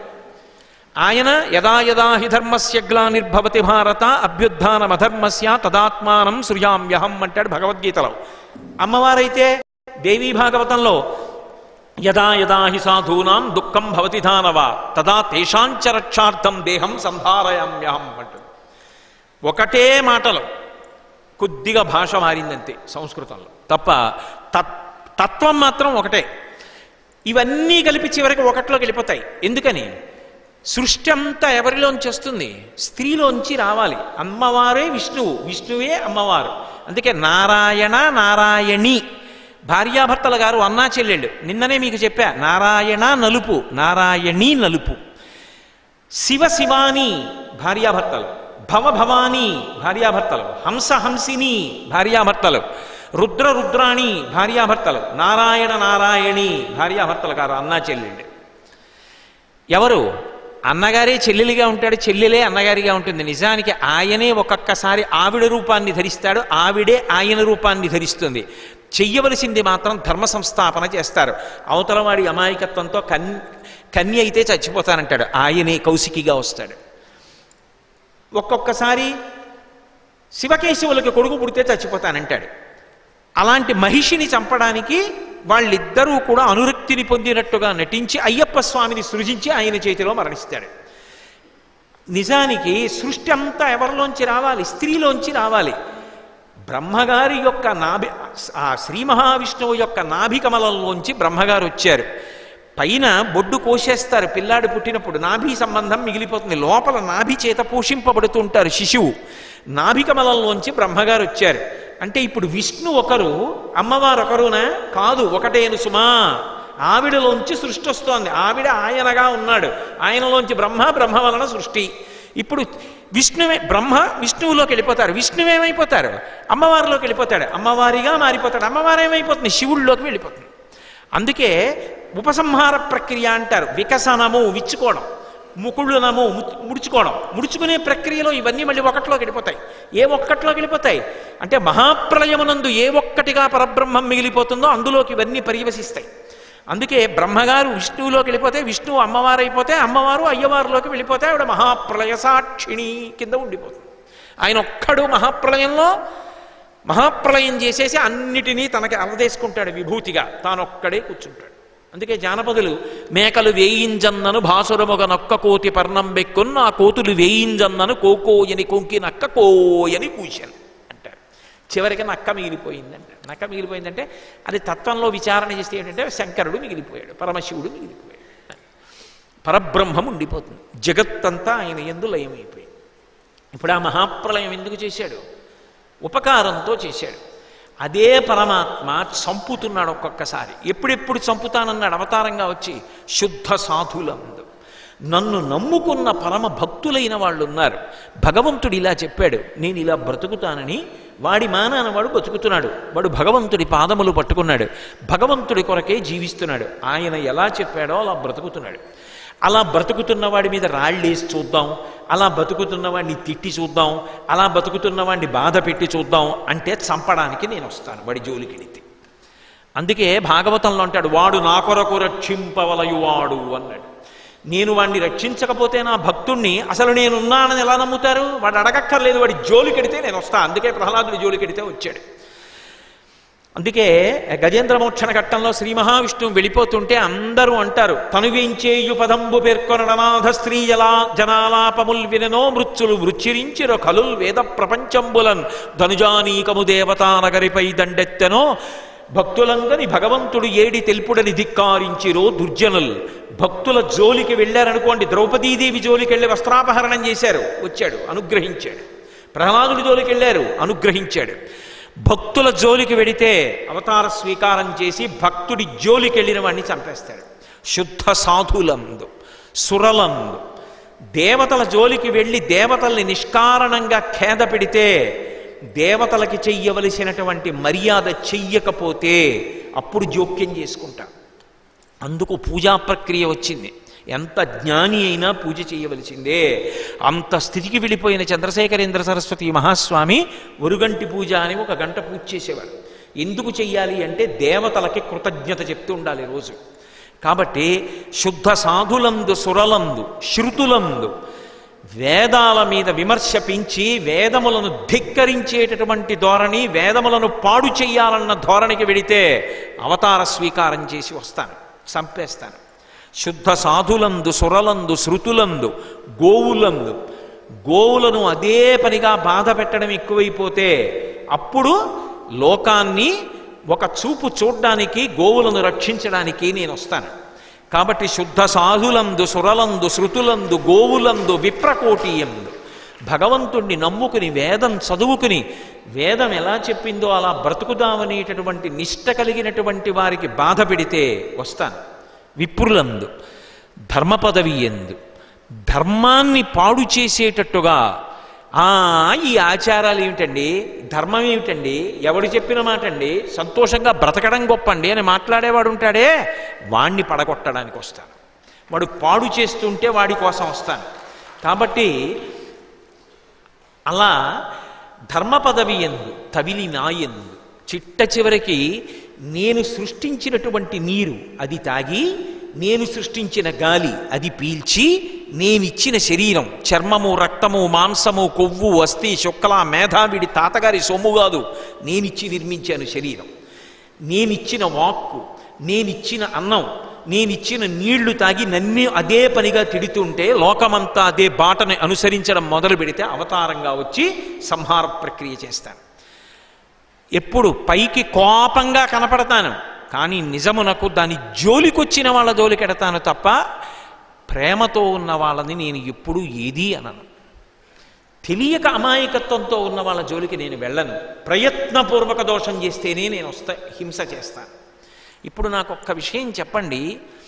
గంగానది తను పుట్టిన ప్రదేశంలో హిమాలయ పర్వతాల మించి ఒరుసుకుంటూ కింద పడుతూ ఉంటుంది. రంగతుంగ తరంగ సంగములతో రంజిల్లు ఘోషంబుతో బంగారంబగు పొంగుతో నొరకతో పువ్వాట తుంపర్లతో భంగుల్ సల్పుచు జంఘలించుతన భో భగము నుండి జారన్ గంగమ్మను దల్చితే శిరమునన్ రంజిల్లుతున్ శంకర. ఆ గంగ కింద తల పెట్టలేకపోవచ్చు, కాబట్టి గంగ ఉగ్రంగా ఉందని మీరు అనగలరా? కాశీగంగ స్నానం చేయడానికి యోగ్యం, హరిద్వార్లో ఇనప గొలుసులు పట్టుకు దిగాలి, అంత వేగం. అంటే ఇప్పుడు గంగ తప్ప ఆ ప్రవాహ వేగాన్ని మీరు తట్టుకోలేరంతే. అంతేకాని దానికి రౌద్రస్వరూపం ఏమిటి? గంగకి రౌద్రస్వరూపం ఉండదు.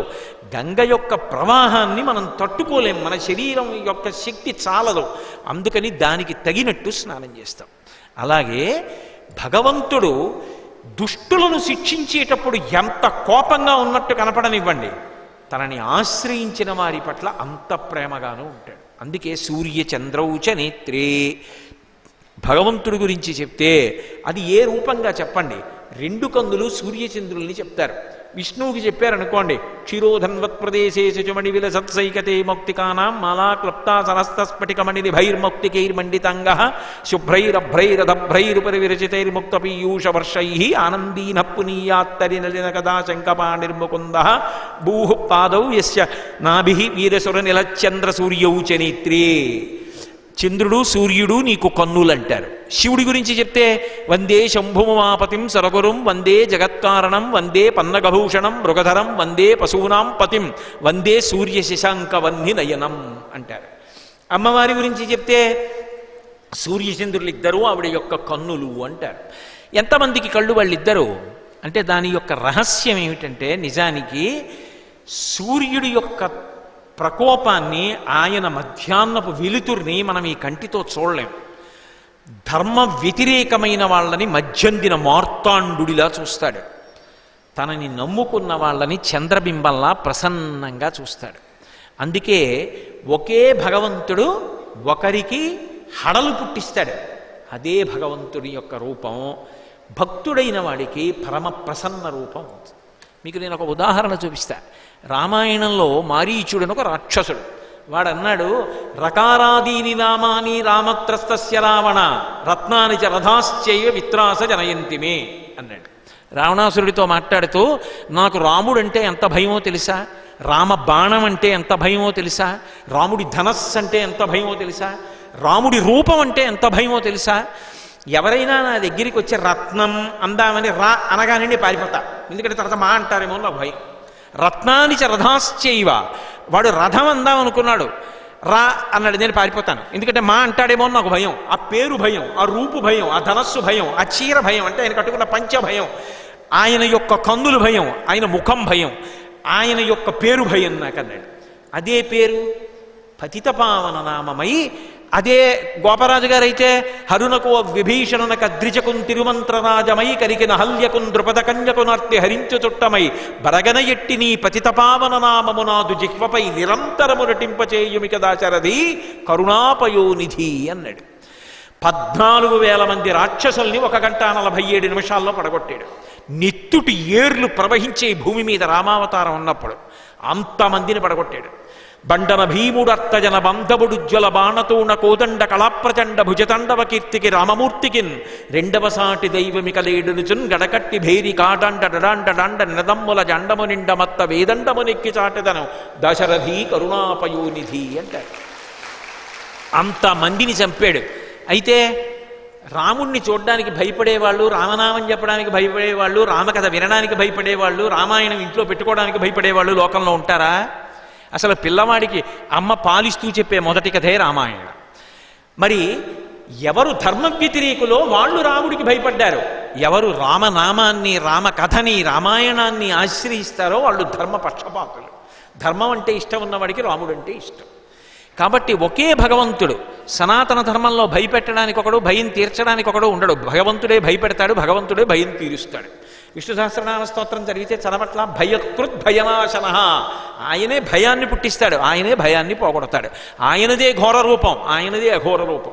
అఘోరేభ్యో దఘోరేభ్యో ఘోర ఘోరతరేభ్య సర్వేభ్యో సర్వసర్వేభ్యో నమస్తే అస్తు రుద్రరూపేభ్య అని పంచబ్రహ్మ మంత్ర పఠనంలో శివుడికి అభిషేకం చేసినప్పుడు చెప్పట్లా? పేర్లు వేరు, తత్వం ఒకటే. ఏకస్త్వమేవ బహుధా భవభాసి లోకే నిశంకధీర్ వృషభకేతన మల్లినాథ శ్రీభ్రామరి ప్రియ సుఖాశ్రయ లోకనాథ శ్రీమల్లికార్జున విభో తవ సుప్రభాతం. ఆ ఉన్న ఒక్క పదార్థమే ఇన్ని రూపాలు పొందుతోంది. అమ్మవారనండి, విష్ణువనండి, శివుడనండి. స బ్రహ్మ స శివ సహరిశ్రేంద సోక్షర పరమస్వరాట్ రాజాధిరాజాయ ప్రసర్గసాహినే. మీరు ఏ పేరుతో పిలవండి, వచ్చిన నష్టమేం లేదు. ఉన్నది మాత్రం ఆ ఒక్క తత్వం. ఏకో దేవ సర్వభూతాంతరాత్మ సర్వభూతాదివాస కర్మాధ్యక్ష సాక్షీచేతో కేవలో నిర్గుణశ్చ అంది వేదం. ఉన్నది మాత్రం ఆ ఒక్కటే పదార్థం. అందుకే సంధ్యావందనం చేస్తున్నప్పుడు ఒక మంత్రం చెప్తారు, నాకు ఎన్నడూ కూడా శివకేశవుల మధ్య భేదభావన జనించకుండుగాక. నాకు ఎన్నడైనా సరే శివుడు విష్ణువు వీళ్ళిద్దరూ ఒక్కటే అన్న భావన నా మనస్సు యందు బాగా స్థిరముగా నెలకొనుగాక. నా ఆయుర్దాయము దాని చేత పెరుగుగాక. యథాంతరం నపశ్యామి తథామే స్వస్తిరాయుషి. స్వస్తిరాయుషి అంటే దాని చేత నా ఆయుర్దాయము నిలబడుగాక. కాబట్టి ఉన్నదా ఒక్కటే పదార్థం. అది ఇప్పుడు ఏం చేస్తోంది? రాక్షస సంహారం చెయ్యడానికి అవతార స్వీకారం చేసి వచ్చింది అంటే అందులో కూడా దయ ఉంది. ఒరే, నువ్వు ఆ రాక్షసుడన్న శరీరంలో ఉన్నావు, ఎంతమందినో బాధ పెట్టి సుఖపడుతున్నానని అనుకుంటున్నావు, కానీ నువ్వు చచ్చిపోవాలని ఎంతమంది కోరుకుంటున్నారో తెలుసా? రామరావణ యుద్ధం జరుగుతుంటే ఎంతమంది వచ్చి పైన నిలబడ్డారు, ఎప్పుడు చచ్చిపోతాడు రా ఈ రావణాసురుడని. అలా అందరూ వీడెప్పుడు పోతాడు, వీడెప్పుడు పోతాడు, వీడెప్పుడు పోతాడని బ్రతికిన బ్రతుక ఆయన ఇంకా ఉండాలండి, ఇంకా మా పూజలు కూడా పోసుకుని ఆయన బ్రతకాలి. ఆయన 100 ఏళ్ళు ఉండాలి, 100 ఏళ్ళు కాదు 150 ఏళ్ళు ఉండాలి. ఆయన లాంటి వాళ్ళు ఉండకపోతే లోకం ఏమైపోతుందండి? అనిపించుకున్నవాడెవరో వాడిది జీవితం తప్ప, అబ్బా ఎప్పుడు పీడ వదిలిపోతుందండి వీడిది అనిపించుకున్న జీవితం జీవితమా? లోకము చేత నిందింపబడ్డావు, ఇంకా నువ్వు అందులోనే ఉండిపోతే రాక్షస బుద్ధితో ఇంకా ఇంకా దుష్కర్మలు చేస్తావు, ఇంకా పాడైపోతావు. వద్దు, నిన్ను అందులోంచి విడిపించేస్తానని రాక్షస సంహారం చేసి శరీరాన్ని విడిపిస్తున్నాడు, జీవుణ్ణి విడిపించి ఉత్తమగతుల వైపుకి నడిపిస్తున్నాడు. ఇప్పుడు హింస చేయడంలో ఆయన పరమ కారుణ్యాన్ని పొంది కష్టపడి చేస్తున్నాడా లేదా? అక్కర్లేని వరాలు అడిగాడు. ఏం సుఖపడ్డాడు రావణాసురుడు?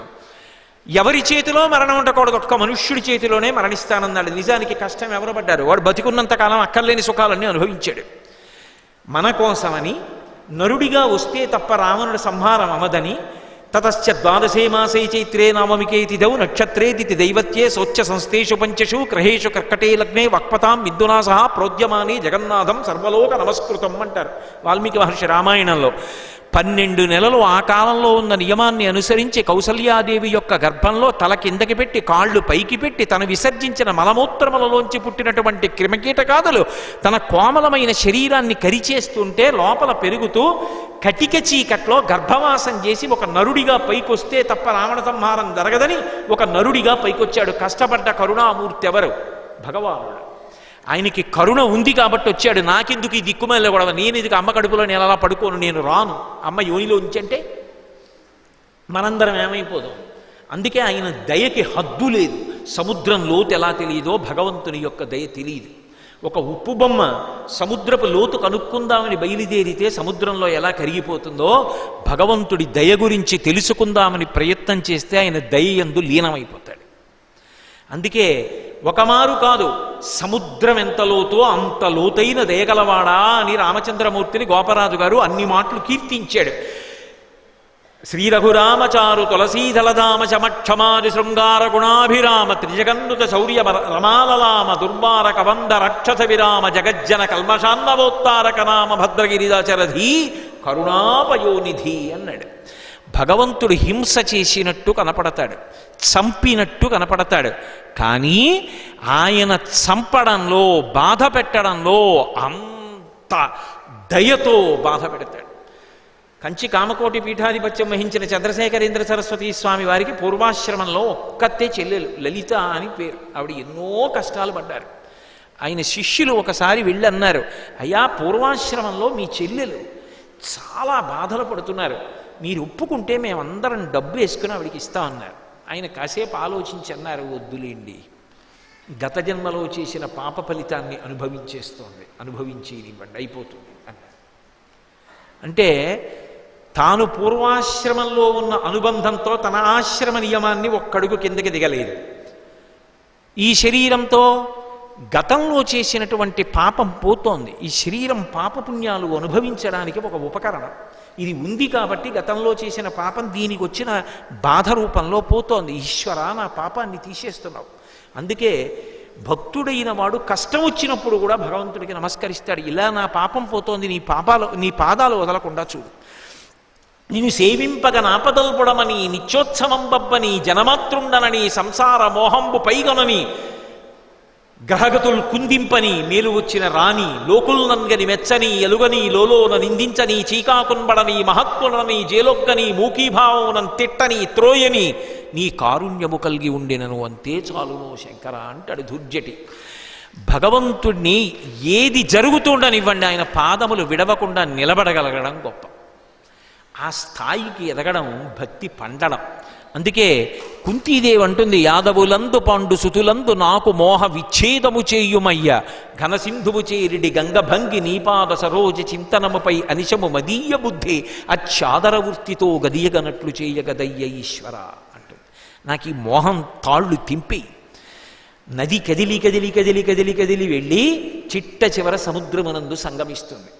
ఎన్నాళ్ళు పట్టుకుంటావో ఒక వయసు వచ్చిన తర్వాత మొదలడం రావాలి. చూడండి, ఓ మాట అంటారు, పట్టు విడిపు తెలియవండి ఆయనకి అంటారు. ఒక్క పట్టుకోవడమే వచ్చినవాడు పండలేడు, విడవడమే వచ్చినవాడు పండలేడు. పిందెగా కొమ్మను వదిలిపెట్టేశాడు అనుకోండి, కింద పడిపోతాడు, ఏ మనుష్యులో తొక్కేస్తారు. పండిపోయిన తర్వాత కొమ్మను వదలలేదనుకోండి, ఆ పండుగ అర్థం లేదు. పండిపోయిన తర్వాత వదలాలి, పండే వరకు పట్టుకోవాలి. పట్టు విడుపు తెలియాలి. పట్టుకోవలసిన నాళ్ళు కొన్ని పట్టుకో. ఇంకా నీకు ఒక స్థితి వచ్చిన తరువాత భగవంతుడు నీకు కొన్ని సంకేతాలు ఇస్తాడు, ఇక నువ్వు దూరంగా ఉండడం నేర్చుకోవాలి. అప్పుడు నిర్మోహమాటంగా దూరం అయిపో, వదిలిపెట్టేసి. ఇక అందులో ఇక పునర్విచారణ లేదు, ఇక మళ్ళీ వెనక్కి తిరిగి చూడడం సమస్య లేదు. పట్టు విడుపు ఇవి నీకు తెలియాలి. ఏకాంతం వైపుకి నడవాలి. కొన్ని సంఘాలు తగ్గించేసుకోవాలి. నీలో నువ్వు అనుభవించడం ఇక ప్రారంభం కావాలి. సంఘం తగ్గాలి, వైరాగ్యం వైపుకి వెళ్ళాలి. ఎక్కడ మొదలుపెట్టామో అక్కడ దాన్ని వదిలిపెట్టుకుంటూ వెళ్ళిపోవాలి. మళ్ళీ ఇది నీకు రాకపోతే ఈశ్వరుడు నేర్పుతాడు. ఆయన్ని నమ్ముకున్న వాళ్ళకి ఆయనే ఎప్పుడు ఏది విడిచిపెట్టేయాలో అది విడిచిపెట్టేటట్టు ఆయనే చేసేస్తాడు. ఇక చాలు, ఇన్నాళ్ళు పట్టుకున్నావు, ఇక వదిలి, ఇక వద్దు నీకు. కాబట్టి ధరించడానికి ఈశ్వరుడు సర్వకాలములయందు పరమ కరుణామూర్తి, గొప్ప దయారాశి అయి నిరంతరము కూడా మనని అనుగ్రహిస్తూ ఉంటాడు. కష్టపెట్టినట్టు కనపడతాడు, నిజానికి కష్టపెట్టాడు. ఆయన ఏది చెయ్యనివ్వండి, అందులో అంతర్లీనముగా దయ మాత్రమే ఉన్నది. సింహము పైకి చూడ్డానికి మృగరాజు భయపెట్టినట్టు ఉంటుంది, కానీ అది అమ్మవారు అధివసించి ఉంటే నేను చేయబోయే ప్రతి కార్యము మీ యొక్క అభ్యున్నతి కొరకే, ఇది నా యొక్క లక్షణం, ఇది నా తత్వం, నేను చేసే హింస వనక దయ ఉంది తప్ప క్రౌర్యముతో నేను చెయ్యను. శుంభనిశుంభ వధ చేసిన, రాక్షస సంహారం చేసిన, భక్తుల్ని కాపాడిన, ప్రళయం చేసిన, మహాప్రళయ సాక్షిణినైనా, రాత్రివేళ స్వల్పకాలిక ప్రళయం చేసిన, భక్తి జ్ఞాన వైరాగ్యములనిచ్చి చిట్ట చివర మోక్షమునిచ్చిన నేనే. ఇదంతా హింస కింద కనపడుతుంది, కానీ హినస్థితి సింహ, భగవంతుడు చేసే హింసలా కనపడేటటువంటి దీని వెనక కారుణ్యమును చెప్పడం, భగవంతుడు సింహవాహనం మీద రావడం. అందుకని అమ్మవారు సింహవాహనం మీద వచ్చింది. ఇప్పుడు అమ్మవారు సింహవాహనం మీద వస్తూ మనకి కనపడింది, ఆమె కారుణ్యం కనపడాలి. సింహాన్ని చూస్తే పారిపోతాయి జంతువులన్నీ. సింహనాదం వినపడితే ఎవ్వరూ మిగలరు అరణ్యంలో. సింహం బయటికి వచ్చిందనుకోండి, మిగిలినవన్నీ గుహల్లోకి పారిపోతాయి. సింహావలోకనం అంటారు. అయినా సరే వెడుతూ ఒకసారి ఇలా చూడదు, వెనక్కి ఆగుతుంది. ఆగి బాగా ఒళ్ళు వెనక్కి తిప్పి ఇటు చూస్తుంది, మళ్ళీ ఇటు తిప్పి చూస్తుంది. వెనక్కి తిరిగి మాత్రం చూడదు, శరీరాన్ని తిప్పదు, తలని బాగా తిప్పి చూస్తుంది అన్ని వైపులా. నిరంతరం పరిశీలించుకునేటటువంటి అలవాటు ఉండడం సింహావలోకనం. నేను సింహం మీద వస్తున్నప్పుడు నువ్వు నా యొక్క అనుగ్రహాన్ని, నా యొక్క లక్షణాన్ని, నా తత్వాన్ని నువ్వు సింహావలోకనం చెయ్యి. నేను ఎందుకు ఎక్కానో నీకు అర్థం అవుతుంది, నా దయ ఏమిటో నీకు అర్థం అవుతుంది. అర్థమైన ఉత్తర క్షణంలో నువ్వు ఇలా అనకుండా ఉండలేవు. ఇలా నువ్వు అనగానే, ఆ భక్తితో, ఆ ప్రేమతో నువ్వు ఇలా అనగానే ఒక్క నమస్కారం చాలు. సకృన్నత్వా నత్వా, నేను నిన్ను నావాడిగా చేసుకుని ఇప్పటి వరకు రాగము ద్వేషము అన్న పాశములతో ఉన్నవాడికి భక్తి పాశములు వేసి నా పాదముల దగ్గరికి రాక్కుంటాను. రాగస్వరూప పాశాఢ్య క్రోధాకార అంకుశోజ్వల మనోరూపేక్షుకోదండ పంచతన్మాత్రసాయక. అందుకొస్తోంది సింహవాహనం మీద, అందుకొస్తున్నారు వెంకటేశ్వరుడు సింహవాహనం మీద, అందుకెక్కుతారు సింహవాహనం మీద. ఈయన ఎక్కచ్చు, ఈయన ఎక్కకూడదు అని ఉండదు. అలాగా అది భగవత్ తత్వం. ఆ తత్వం తెలిస్తే ఎవరెక్కాలని రక్కూడదు, భగవంతుడు ఎక్కుతాడని అర్థం చేసుకోవాలి. నువ్వు నేను ఎక్కమని అర్థం చేసుకోవాలి. ఎందుకంటే ఈ లక్షణములు మన యందు లేవు కాబట్టి, మనం ఇది చెయ్యలేం కాబట్టి మనం సింహం ఎక్కం. ఆయన సింహం ఎక్కి హింస చేస్తాడు. అది హింసకు ప్రతీక. ఏం శాస్త్రం ఏం దాచుకోవాలా, హినస్థితి సింహ అని నిర్వచనం చేసింది. కానీ ఆయన చెయ్యడంలో ప్రతి హింసలా కనపడే కార్యం వెనక సముద్రమంత లోతైన ప్రేమ, అంత దయ ఎలా దాగి ఉందో మనకి ఆవిష్కరిస్తుంది సింహవాహనం. అందుకే వాహన సేవ చెయ్యడం అనేటటువంటిది జీవితంలో అంత తేలికైన విషయం కానే కాదు. ప్రత్యేకించి శారదా నవరాత్రుల్లో వాహన సేవ చేసి తీరండి అంటారు. ఎందుకో తెలుసా? శారదా నవరాత్రులు తమోగుణం పోగొట్టేటటువంటి లక్షణం ఉంటుంది. శారద, ఆమె అనుగ్రహం ఉంటేనే తమోగుణాన్ని పోగొట్టుకుంటారు. అందుకే అది ఒక సంవత్సరాన్ని రోజుగా ప్రమాణంగా తీసుకుంటే బ్రాహ్మీ ముహూర్తం. వాహన సేవ చెయ్యాలన్నా, వాహనం వెంట నడవాలన్నా, వాహనం మీద ఉండగా ప్రదక్షిణం చెయ్యాలన్నా, వాహనం కింద నుంచి దూరాలన్నా ఎక్కడో పెట్టి పుట్టాలి, లేకుండా సాధ్యం కాదు. అది అంత తేలికగా చేసే సేవ కాదు. అందుకే అంత గొప్ప సేవగా వాహన సేవ వర్ణింపబడింది. అది సింహవాహనం.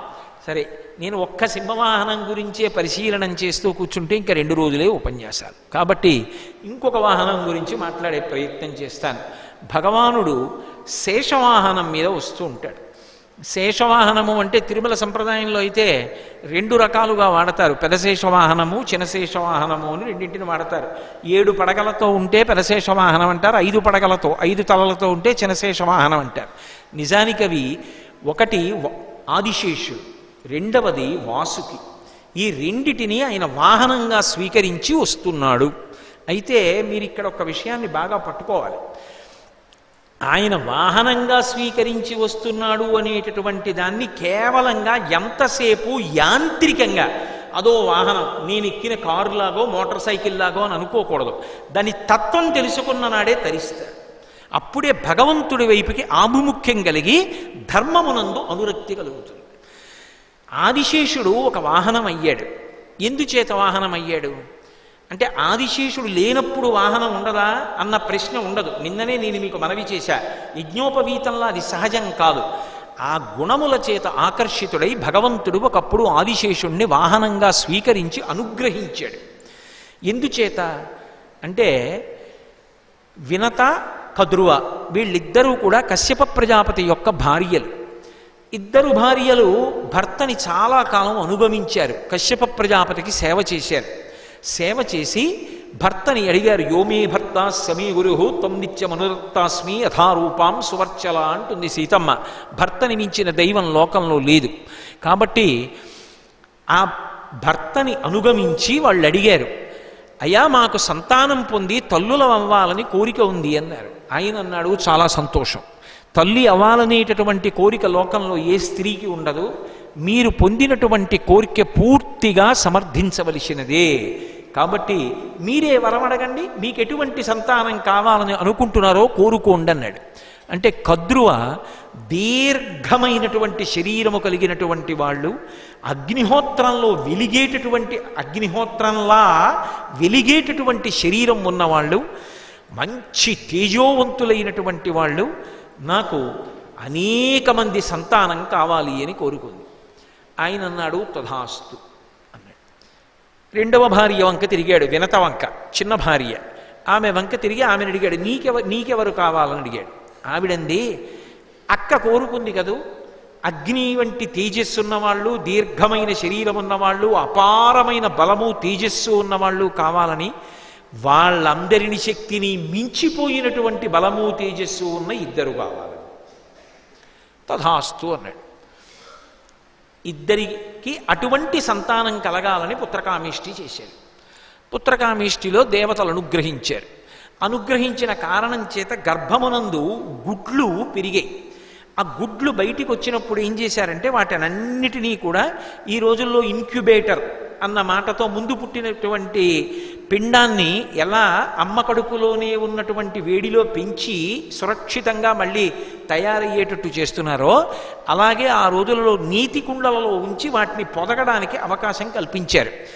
మొట్టమొదట కద్రువకి సంబంధించినటువంటి గుడ్లు పగిలాయి, అంటే పొదగబడ్డాయి. అందులోంచి ఆదిశేషుడు, వాసుకి, ఇలావంతుడు ఇటువంటి శ్రేష్టమైనటువంటి నాగులు వచ్చారు. దీర్ఘమైన శరీరములు, అగ్నిహోత్రము వంటి తేజస్సు, అపారమైన బలపరాక్రమములు కదా అడిగింది. అందుకని వాళ్ళు పుట్టారు. కబురొచ్చింది వినతకి, చెల్లెలు కదూ మీ అక్కకి పిల్లలు పుట్టారు అని. ఆమె తన 2 గుడ్ల వంక చూసింది. ఇంకా గుడ్లు పొదగబడి అందులోంచి పిల్లలు వస్తున్న సూచన కనపడలా. ఆమెకి అసూయ కలిగింది. ఈ కథ ఎక్కడ చెప్పారో తెలుసా? భారతంలో ఆది పర్వంలో చెప్పారు. ఎందుకు చెప్పారో తెలుసా? ఆది మొదలు మహాభారతం నడవడానికి అంతటికీ కారణం ఏదంటే అసూయ. అసూయ వల్లనే మహాభారతం చివరి వరకు వెళ్ళింది. మనిషి సర్వనాశనం అయిపోవడానికి విషపు విత్తనం ఎక్కడుంటుందంటే అసూయలోనే ఉంటుంది. మిగిలిన అన్ని దుర్గుణాలు అసూయలోంచి పుడతాయి. ఆ అసూయ ఎంత దూరం వెళ్ళిందంటే వినతకి, మా అక్కకి పిల్లలు పుట్టారు, నాకు పుట్టలేదు, అయ్యో అవి పొదగబడాలి, వాళ్ళకన్నా బలవంతులను అడిగాను, నేను తేజోవంతులను అడిగాను అని ఆమె ఆలోచించలేదు. నేను తల్లిని అయిపోవాలి, అదే తల్లి అవడం ఏమిటి అని ఒక గుడ్డుని తీసి పెంకు పగలగొట్టింది. బలవంతంగా పగలగొడితే అందులో ఊర్ధ్వ శరీరము తయారైన వాడు, అధో శరీరము తయారు కానివాడు. అంటే నడుం కింద నుంచి శరీరం లేదు, నడుం పై నుంచి శరీరం ఉంది. అనూరుడు అని పేరు కలిగినటువంటి అపారమైన బల పరాక్రమాలు కలిగినటువంటి పక్షి బయటికి వచ్చి తార్క్ష్యుడు అన్నారు. అందుకని గుర్రంలా వెళ్ళగలిగిన వాడు, అంత బలసంపన్నుడు బయటికి వచ్చాడు. వచ్చి అన్నాడు, అమ్మ, చచ్చిపోయే వాళ్ళని కూడా రక్షించేది అమ్మ. నువ్వు గుడ్డుని ఎందుకు పగలగొట్టావంటే ప్రేమ చేత కాదు, అసూయ చేత పగలగొట్టావు. పగలగొట్టి నా శరీరము పూర్తిగా ఏర్పడకుండా నన్ను పైకి తీసుకొచ్చావు. దీనివలన నేను జీవితాంతం బాధపడాలి. నీ అసూయ వలన నాకు శరీరం లేకుండా పోయింది. దీనికి నువ్వు ప్రాయశ్చిత్తం అనుభవించాలి, లేకపోతే దోషం నీ యందు ఉండిపోతుంది. 500 సంవత్సరములు ఏ అక్క పట్ల నువ్వు అసూయ పెంచుకున్నావో ఆమెకి దాసిగా బ్రతుకు అని శపించాడు. ఆమె విలవిలలాడిపోయింది. ఇప్పుడు అన్నాడు, బెంగ పెట్టుకోకు, 2వ గుడ్డు జోలికి వెళ్ళకు. 2వ గుడ్డులోంచి ఇంకొక కుమారుడు వస్తాడు, వాడు అపారమైనటువంటి బలపరాక్రమములు కలిగినవాడు, వాడి వలన నీ దాస్యం పోతుంది అన్నాడు. అని నేను సూర్యభగవానుడికి రథచోదకుడిగా సారథిగా వెళ్ళిపోతున్నానని సూర్యమండలానికి వెళ్ళి సూర్యభగవానుడికి సారథిగా వెళ్ళిపోయాడు అనూరుడు. వైనతేయులు అంటారు. వైనతేయులు అంటే వినతాపుత్రులు అని అర్థం. వినతాపుత్రులు ఇద్దరు, ఒకరు అనూరుడు, 2వ వాడు గుడ్డులోంచి వచ్చేవాడు గరుత్మంతుడు. గరుత్మంత వాహనం పరమాద్భుతం. అసలు ఆయన రావడం, ఆయన తీరు, ఆయన వ్యవహారాలు పరమాద్భుతంగా ఉంటాయి. గరుత్మంతుడిని చూస్తూ విందురుగానిలేండి గరుత్మంత వాహనం గురించి. కాబట్టి ఆ అనూరుడు వెళ్ళిపోయాడు. ఇప్పుడు ఇంకా 2వ గుడ్డు పొదగబడాలి. ఒకనాడు పొదగబడింది, గరుత్మంతుడు వచ్చాడు. కానీ పెద్ద కొడుకు ఇచ్చిన శాపం ఉంది కదూ, శాపం ఫలించేటటువంటి రోజు వచ్చింది. ఒకరోజు ఉచ్చైశ్రవము అని దేవేంద్రుడి యొక్క గుర్రం క్షీరసాగర మథనంలో బయటికి వచ్చింది. అది తెల్లగా ఉంటుంది, దానికి ఎక్కడ నల్లటి చుక్క కూడా ఉండదు. అది పాలసముద్రపుటొడ్డున విహరిస్తోంది. ఈ అక్క చెల్లెళ్ళిద్దరూ ఒకరోజు సాయంకాలం బయలుదేరి అలా బయటికి వచ్చారు వ్యాహ్యాళికి. వినత అంది, అక్క అక్క చూశావే, పాలసముద్రాన్ని చిలికినప్పుడు నురుగు వస్తే ఎలా ఉంటుందో అంత తెల్లగా ఉందే అక్క రథం, ఆ గుర్రం, ఎక్కడా దాని మీద మచ్చలేదే అంది. కద్రువ కావాలని, అంటే శాపం ఫలించే సమయం వచ్చింది. ఆమెకి ఇది తెల్లగా ఉందంటోంది కదా, ఇలా అంటే ఏమవుతుందిలే అని ఆమె అంది, ఏ కళ్ళతో చూస్తున్నావే దాని తోక నల్లగా ఉంది అంది. అక్క నువ్వే కళ్ళతో చూస్తున్నావే దానికి నలుపెక్కడుందే, తోక కూడా తెల్లగా ఉంది అంది. దగ్గరికి వెళ్ళి చూద్దాం అంది వినత. కద్రువుకి భయం వేసి దగ్గరికి వెళితే తోక తెలుపని కద్రువుకి తెలుసు. అందుకే ఆమె అంది, భర్త గారు సాయంకాలం అగ్నికార్యం చేసుకుని ఇంటికి వస్తారు. భర్తృ శుశ్రూష మన ధర్మం, ధర్మం తప్పకూడదు, ఇంటికి వెళ్ళిపోదాం, ఆ గుర్రం అక్కడే ఉంటుంది, రేపు వచ్చి చూద్దాం అని. సరే పద అని వెళ్ళిపోయారు. కద్రువుకి భయం పట్టుకుంది, ఎందుకనంటే తోక నలుపు కాదు. పందెం పెట్టేసింది, తొందరపడిపోయి పందెం పెట్టింది. ఎవరు ఓడిపోతే వాళ్ళు గెలిచిన వాళ్ళకి దాస్యం చెయ్యాలండి. 500 ఏళ్ళ నియమం పెట్ల దాస్యం చెయ్యాలండి. అలాగే అంది వినత ధైర్యంగా, ఎందుకంటే గుర్రంతోకి ఎదురుగుండా తెల్లగా కనపడుతోంది కదా అనుకుని. ఇప్పుడు ఇంటికి వెళ్ళిపోయినటువంటి కద్రువుకి భయం వేసి పిల్లల్ని పిలిచింది. అన్ని పిల్లలు పావులేగా, అందరి పిల్లల్ని పిలిచింది.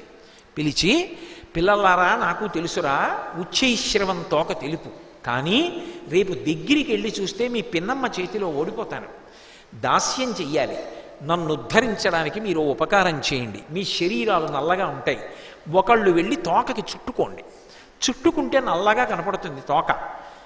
ఇప్పుడు మీ పిన్నమ్మ నాకు దాస్యం చేస్తుంది అన్నారు. అంటే పావులు పాపం ఏ మాటకైనా అన్నీ అన్నాయి. అమ్మ నువ్వు అమ్మ, ఆవిడ పిన్నమ్మ, చిన్నమ్మ, ఏమిటి తేడా? అమ్మ పట్ల దోషం అన్యాయం కదూ. నీకు తెలిసి పందెం ఎవరు కట్టమన్నారు? నిన్ను తెలిసి ఎవరు అక్కర్లేని విషయం జోలికి వెళ్ళమన్నారు? మేం వెళ్ళి తోకకి చుట్టుకోవడం ఏమిటి, తోక నల్లగా కనపడడం ఏమిటి, అమాయకురాలి చేత దాస్యం చేయించడం ఏమిటి? ఆ పాపం మాకు అంటుకోదు, మేం చెయ్యమన్నారు. విచిత్రం ఏమిటంటే అక్కర్లేని విషయాల జోలికి వెళ్ళిపోయి, అక్కర్లేని పంతాల జోలికి వెళ్ళిపోయి, ఆ పంతాల్లోంచి కోపాలు పెరిగితే చిట్ట చివరకు ఆ కోపాలు ఎక్కడికెడతాయో ఎవరూ చెప్పలేరు. మహాభారతం కథనంతటినీ ముందు సూక్ష్మంగా వినతాకద్రువుల కథగా చెప్పాడు వ్యాసుడు. అది ఆయన గొప్పతనం. అదే తర్వాత విస్తరిస్తే కురుపాండవ సంగ్రామం. ముందు దాన్ని తీసుకొచ్చి చిన్నదిగా వినతాకద్రువుల కథగా తీసుకొచ్చాడు. కథగా అంటే జరగనిది కాదు, జరిగినది, ఇతిహాసం. కాబట్టి ఇప్పుడు ఆ పిల్లలు ధర్మం చెప్పారు.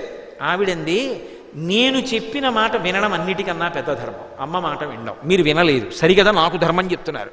కాబట్టి జనమేజయుడు సర్పయాగం చేస్తాడు రాబో కాలంలో, మీ అందరూ అందులో పడి నశించిపోండి. ఎవరు? ఏ తల్లి కశ్యప ప్రజాపతిని వరం కోరి బిడ్డల్ని కందో ఆ తల్లి తన బిడ్డలు నశించిపోయే యాగం జరగాలని నియమం పెట్టింది. తెల్లబోయారు. అందులో కర్కోటకుడు అని ఒక పాము, ఆయన ఒక్కడు భయపడిపోయాడు. సర్పజాతి అంతా నశించిపోతుందని, అమ్మ అంత కోపం పెట్టుకోకు, నేను వెళ్ళి చుట్టుకుంటానని తోకకి చుట్టుకున్నాడు. చుట్టుకున్నందుకు పాపం వినత దాస్యం చేసింది. ఆ దాస్యానికి సంబంధించిన ఇతర విషయాలన్నీ నేను గరుత్మంత వాహనం గురించి చెప్పినప్పుడు చెప్తాను. ఇందులో ఆదిశేషుడు, వాసుకి ఇలాంటి సర్పాలు ఉన్నాయి. ఈ ఆదిశేషుడు చూశాడు, ఎంత హీనమైన పనిది. తల్లి ఒకటి తన పిల్లల్ని శపించింది, 2 పినతల్లికి ఇంత దారుణమైనటువంటి శిక్ష పడేటట్టు చేసింది. తాను అబద్ధమాడుతున్నానని తెలిసి, అబద్ధమాడానని తెలిసి, పోనీ నిజమే లేవే, తోక నల్లగా ఉంది అక్కడతో వదిలిపెట్టే, నువ్వు నాకు దాస్యం చెయ్యక్కర్లేదులే అనొచ్చు. అనకుండా దాస్యం చేయించుకుంటోంది. ఎందుకని? ఆమెకి కడుపులో ఒక అసూయ ఉంది. ఏమిటా అసూయ? ముందు తను వరం అడిగింది అక్క కాబట్టి, తీరా తను వరం అడిగేటప్పుడు వినతేమంది, ఆమె పిల్లల కన్నా బలవంతులు 2 చాలండి. కాబట్టి ఆ 2 చాలా బలవంతులవుతారు. నా పిల్లలకు అపకారం జరుగుతుంది రేపొద్దున, పెద్ద భార్య బిడ్డలు చిన్న భార్య బిడ్డల చేతిలో బాధపడతారు. ఆమె నాకు దాసి అయితే దాసీపుత్రులు దాసులు, వాళ్ళు నా పిల్లలకి సేవ చేస్తారు, వాళ్ళ బలం పనికి రాకుండా పోతుంది. ఆవిడ అసూయతో ఆవిడ చేసింది. కథంతా అసూయే. వాళ్ళ కథ ఏమండి, నా బోటిగడి కథ అది కాదు. కాబట్టి మీ జోలికి నేను రాను, మీరు పుణ్యాత్ములు ఉత్తములు, నేను మిమ్మల్ని అంటలేదు, నా గురించి అంటున్నారు. కాబట్టి ఇప్పుడు ఆమె అసూయ పొంది ఇటువంటి వ్యవస్థ చేసి ఆ వినత దాస్యం చేసేటట్టు చేసింది. ఏమి జీవితాలు ఇవి? వీళ్ళెవ్వరికీ సరి అయిన నిలకడ లేదు, ధర్మం గురించి ఆలోచన లేదు. చిచ్చి, ఇలాంటి చోట నేను కుటుంబ సభ్యుణ్ణని అనిపించుకోలేను, నాకొద్దీ జీవితం అని ఆదిశేషుడు వెళ్ళిపోయాడు. అమ్మని నిందించడం పాపం. జనమేజయ సర్పయాగంలో మీ అందరూ మరణిస్తారని శాపం పెట్టింది. జనమేజయుడు సర్పయాగం చెయ్యాలి అంటే పరీక్షిత్తు వెళ్ళిపోవాలి. పరీక్షిత్తు శరీరం పడిపోతే జనమేజయుడు వస్తాడు రాజ్యానికి. ఈలోగా నేనే వెళ్ళిపోతాను, కైవల్యం పొందుతాను, తపస్సు చేసి వెళ్ళిపోతానని మీతో చెప్పే కదా. ధర్మమునకు 4 పాదములలో ఒకటి తపస్సు. ధర్మాన్ని ఆశ్రయించాడు, తపస్సును ఆశ్రయించాడు మార్గంగా. పుణ్యప్రదమైన ప్రదేశములకు వెళ్ళాడు. ఎందుకంటే ఆ ప్రదేశములలో ఉండే వాతావరణం తపస్సుకి ఆనుకూల్యతనిస్తుంది. అందుకని బదరికావనానికి వెళ్ళాడు. అక్కడి నుంచి గంధమాదన పర్వతానికి వెళ్ళాడు. మీరు ఎప్పుడైనా చూశారో లేదో, నిజంగా ఆ ప్రదేశాలు అలాగే ఉంటాయి, తపస్సుకు ఎంత ఆనుకూల్యతతో ఉంటాయి. ఆ బదరికావనం, గంధమాదన పర్వతం, హిమాలయ పర్వతాలు, దక్షిణాన గోకర్ణం, ఇటువంటి చోటికి వచ్చి విశేషమైన తపస్సు చేశాడు. చతుర్ముఖ బ్రహ్మగారు ప్రత్యక్షమయ్యారు. మరి అంత తపస్సు చేస్తే ఎవరి ధర్మం వాళ్ళకు ఉంటుంది, భగవంతుడికో ధర్మం ఉంటుంది, తపస్సు చేసేవాడికి ప్రత్యక్షం అవ్వదు ఆయన ధర్మం. అందుకని బ్రహ్మగారు వచ్చారు. అబ్బాయి ఏం కోరుకుని తపస్సు చేస్తున్నావా నువ్వు అని అడిగారు. ఆయన అన్నాడు, నాకు ఏ కోరిక లేదు, అసహ్యం ఉంది అన్నాడు. దేని మీద అసహ్యం అని అడిగాడు. మా అమ్మ మీద అసహ్యం ఉంది, నా తోబుట్టువుల మీద అసహ్యం ఉంది, ఆ కర్కోటకుడి మీద అసహ్యం ఉంది. కానీ నేనేం చెయ్యను, అమ్మని నిందించకూడదు, ఎప్పుడూ నమస్కారం చెయ్యాలి, అది మనసులో భావన. అంత పవిత్రమైన మనస్సున్నవాడు, ధర్మమునకు కట్టుబడినవాడు. అమ్మని ఒక మాట మిగలను అంటే నేను మీకు వివరణ చేస్తున్నాను ఇందులో ఉన్న విషయాన్ని. అమ్మని అనలేను, తోబుట్టువులను అనలేను, బ్రతికుండాలన్న కోరిక ఎవరికి ఉండదు. అందుకని వాళ్ళు ధర్మం తప్పారు, పినతల్లి చేత దాస్యం చేయిస్తున్నారు. నాకు అలా అందులో నేను ఒకడను అనిపించుకోవాలి. ఎందుకంటే మరి ఆ సంతానంలో ఆదిశేషుడు కూడా ఒకడంటారు కదా. నాకు అలా అనిపించుకోవడం ఇష్టం లేదు. ఇలా తపస్సు చెయ్యగా చెయ్యగా చెయ్యగా చెయ్యగా నా శరీరము శిథిలమైపోతుంది, శిథిలమైపోయి శరీరం పడిపోతుంది. పడిపోయిన తర్వాత నేను బ్రహ్మమునందు ఐక్యమైపోతాను. నాకు ఏ కోరిక లేదు, నాకేమీ పొందాలని లేదు, నాకు దేని యందు ఉత్సాహం లేదు, నాకు ఇది అనుభవించాలనేటటువంటి తాపత్రయం లేదు. బ్రహ్మగారు నవ్వాడు. నవ్వి ఆయన ఒక మాట అన్నాడు, అబ్బాయి ఇది నిన్ను చూస్తూ ఉంటే నాకు ఒక విషయం ఇప్పుడు బాగా అర్థం అవుతోంది. ఇది ఎవరన్నమాట? చతుర్ముఖ బ్రహ్మగారు అన్నమాట, సృష్టించిన వాడు అంటున్నమాట. సాధన చేత శేషుడు పెరిగిన స్థాయిని చెప్పాడు. చెప్పన్నాడు, నిత్య సత్య ధర్మ రతుండవీవు అఖిలంబును తాల్పనోపు నట్టి ధైర్యయుతుడవీవు. ఇది చిన్న విషయంబు కాదు, ఈ మహీభారంబు నీవు తాల్పవలయు నిష్ఠతోడా అన్నాడు. నీవు నాయన నిత్య సత్య ధర్మ రతుండవీవు. నీ మనసు ఎప్పుడు ఆనందాన్ని పొందుతూ ఉంటుంది. దేనిలో? ఎప్పుడు నీకు సత్యము ధర్మము ఈ రెండే కావాలి. మీరు బాగా పట్టుకోవాలి. దేనికి వాహనం అయ్యాడో తెలుసుకోవాలి. ఈ గుణములు ఉంటే వాహనం అవుతాడు, అది దాని అర్థం. నిత్య సత్య ధర్మ రతుండవీవు. నువ్వు ఎప్పుడు సత్యము గురించి ధర్మము గురించి ఆలోచిస్తుంటావు. ధర్మము కదలిక, సత్యము ఆగడం. కదిలి కదిలి కదిలి కదిలి ధర్మం ఏమవుతుందంటే సత్యమునందు నిలబడిపోతుంది. ధర్మాన్ని పట్టుకున్నవాడు సత్యాన్ని చేరుకుంటాడు. కాబట్టి నిత్య సత్య ధర్మ రతుండవీవు అఖిలంబును దాల్పనోపనట్టి ధైర్యయుతుడవీవు. నీవు ఎంత ఓర్పంటే నీకు ఇన్ని తెలుసున్నా ఎక్కడ ఎవ్వరి గురించి ఒక్క మాట తప్పు మాట అనలేదు. అసలు లోకంలో ఇది పెద్ద సందేశం.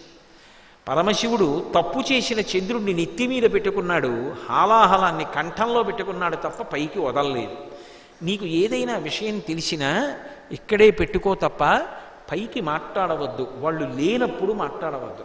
నీకు ఏదైనా ఇబ్బంది కలిగితే వారి ముఖం మీదను చాలా ఉత్తమమైన పద్ధతి తప్ప చాటున అనవద్దు. కాబట్టి ఎంత ఉత్తముడవయ్యా, నీకు ఎంత ఓర్పయ్యా. నిజంగా నీ ఓర్పు చూస్తే నాకు ఒక విషయం అర్థమవుతోంది. అఖిలంబును తాల్పనోపనట్టి ధైర్యయుతుడవీయు. సమస్తాన్ని భరించగలిగినటువంటి ఓర్పు నీకొక్కడికే ఉంది, ఇతరులకు లేదు. అసలు నిజంగా చెప్పాలి అంటే ఆ ఓర్పునందే ఈ సమస్త జగత్తు నిలబడింది. రామాయణంలో కుశనాభుడు కూతుళ్లతో మాట్లాడుతూ ఒక మాట అంటాడు, క్షమా ధర్మం క్షమా సత్యం క్షమా సత్యం హి పుత్రికా క్షమా యశ క్షమా ధర్మం క్షమయావిష్టితం జగత్ అంటాడు. క్షమాదానం క్షమాధర్మం క్షమా సత్యం హి పుత్రికా క్షమా యశ క్షమాధర్మం క్షమయావిష్టితం జగత్. అసలు ఓర్పే ధర్మం, ఓర్పే సత్యం, ఓర్పే దానం, ఓర్పే యజ్ఞం. ఓర్పు లేనివాడు ఏదైనా చేసేస్తాడు. అందుకే అంత ఓర్పు ఉన్నవాడివీవు. కాబట్టి నీ వలన లోకమునకు ఒక మహోపకారం జరగాలి. మీ అమ్మ ఒక మాట అంది, జనమేజయ సర్పయాగంలో తన పిల్లలందరూ నశిస్తారని శాపం ఇచ్చింది.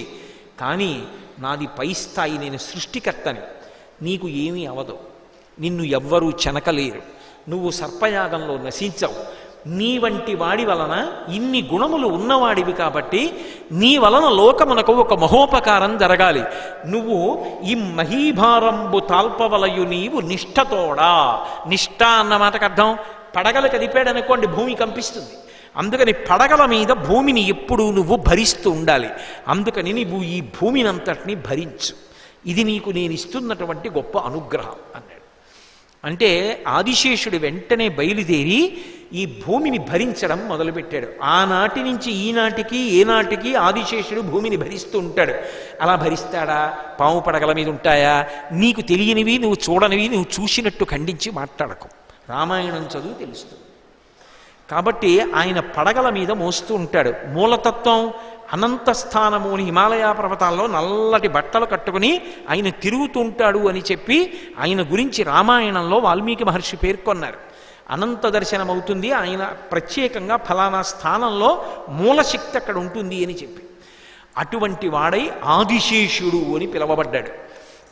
అన్ని గొప్ప గుణములు కలిగినటువంటి వాడు. ఇప్పుడు ఇన్ని గుణములు కలిగినవాడు కాబట్టే తల్లి ఇచ్చిన శాపం నుంచి విముక్తి పొందాడు. విముక్తి పొంది తాను భూభారాన్ని వహిస్తున్నాడు. ఇంత భూభారాన్ని వహించడం ఒక్కటే కాదు, ఆయన భగవంతుణ్ణి వహించాడు. ఎవడు సత్యాన్ని లోపల పట్టుకున్నాడో, ధర్మాన్ని పట్టుకున్నాడో వాడు భగవంతుణ్ణే పట్టుకున్నాడు. కాబట్టి ఇప్పుడు భగవంతుణ్ణే పట్టుకున్నాడు కాబట్టి భగవంతుడికి వాహనం అయ్యాడు. అది దాని అర్థం. పైకి పాము, లోపల పరమ సౌందర్యం. నువ్వు పైకి అద్భుతంగా కనపడి పెద్ద అంచు పంచకట్టి ఎంతో చక్కగా అలంకారం చేసుకుని కనపడినా లోపల విషం ఉంటే పరమేశ్వరుడికి తెలుసు నిన్నెక్కడ ఉంచాలో. పైకి నువ్వు ఎలా ఉన్నా లోపల అమృతం ఉన్నప్పుడు అది పామైనా తెచ్చి నెత్తి మీద పెట్టుకోవడం, కంఠంలో వేసుకోవడం భగవంతుడికి తెలుసు. అది పైకి పాము శరీరం, కానీ దాని గుణములు సర్వోత్కృష్టములు. అందుకే నాకేం వద్దు, నేను వదిలిపెట్టేస్తాను అన్నీ అన్నవాణ్ణి కాదు. కాదు, నువ్వు భూభారం వహించమని ఆ గుణముల చేత భగవంతుణ్ణి లోపల వహిస్తున్నాడు. పై శరీరం కాదు గొప్ప, లోపల గుణములు గొప్ప. నువ్వు ఎవడివి అన్నది నాకు అనవసరం, నువ్వు ఏమిటి అన్నది అవసరం. నీ గుణములు ఎటువంటివి అన్నదాన్ని బట్టి నిన్ను స్తుతించవలసి ఉంటుంది, కీర్తించవలసి ఉంటుంది, గౌరవించవలసి ఉంటుంది. దాని చేత భగవంతుని యొక్క అనుగ్రహమునకు పాత్రుడవుతాడు. అందుకే ఆంతర సందేశం ఏమిటి అంటే, శేషుడు వాహనమయ్యాడు, ఆదిశేషుడు వాహనమయ్యాడు అన్న మాటకు అర్థం ఆయన వహిస్తున్నాడు. వహిస్తున్నాడు అంటే భరిస్తున్నాడు.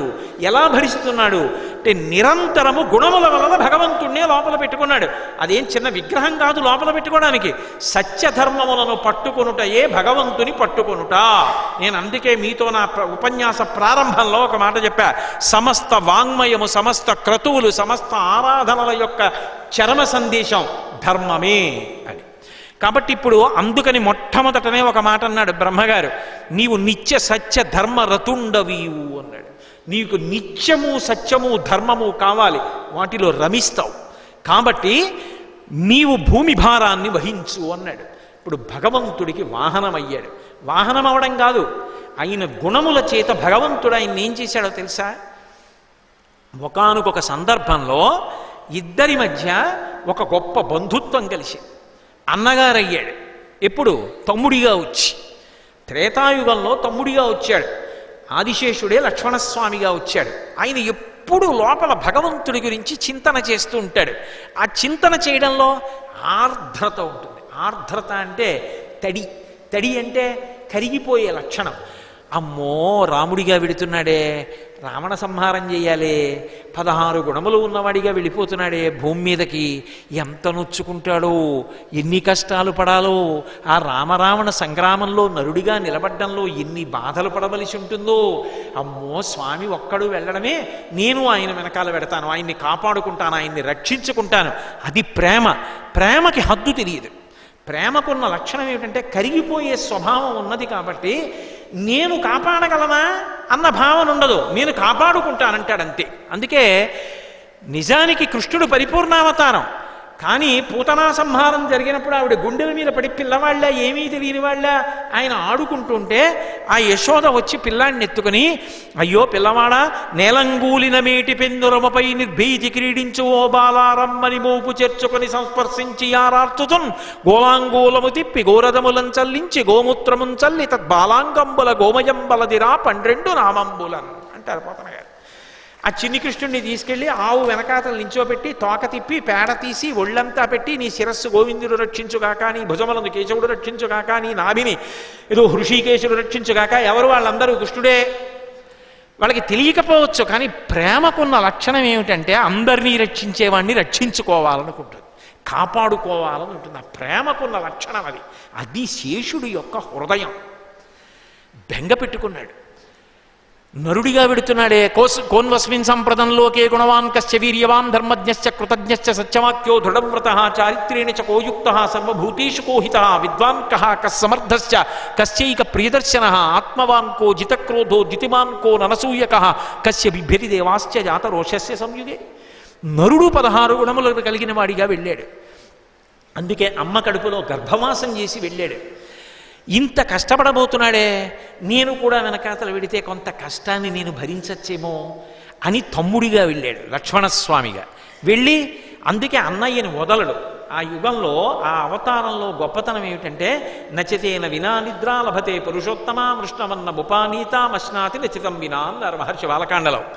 ఆ లక్ష్మణస్వామి పక్కన లేడనుకోండి రాముడికి నిద్ర పట్టదు, లక్ష్మణస్వామి పక్కన లేడనుకోండి రాముడికి అన్నం సహించదు. ఇద్దరి ప్రేమ అటువంటిది. భక్తుడి ప్రేమని గ్రహించిన భగవంతుడు కూడా అంత ప్రేమని పొంది ఆర్ద్రత పొందుతాడు. అందుకే లక్ష్మణుడు అంతే అంత ప్రీతి. ఆ లక్ష్మణుడు రాముడి సేవ చేయి అంటే కుదరదు, రాముడు కనపడుతుండాలి, ఎప్పుడు రాముడిని రక్షించుకోవాలి. అందుకని పక్కనే ఉంటాడు.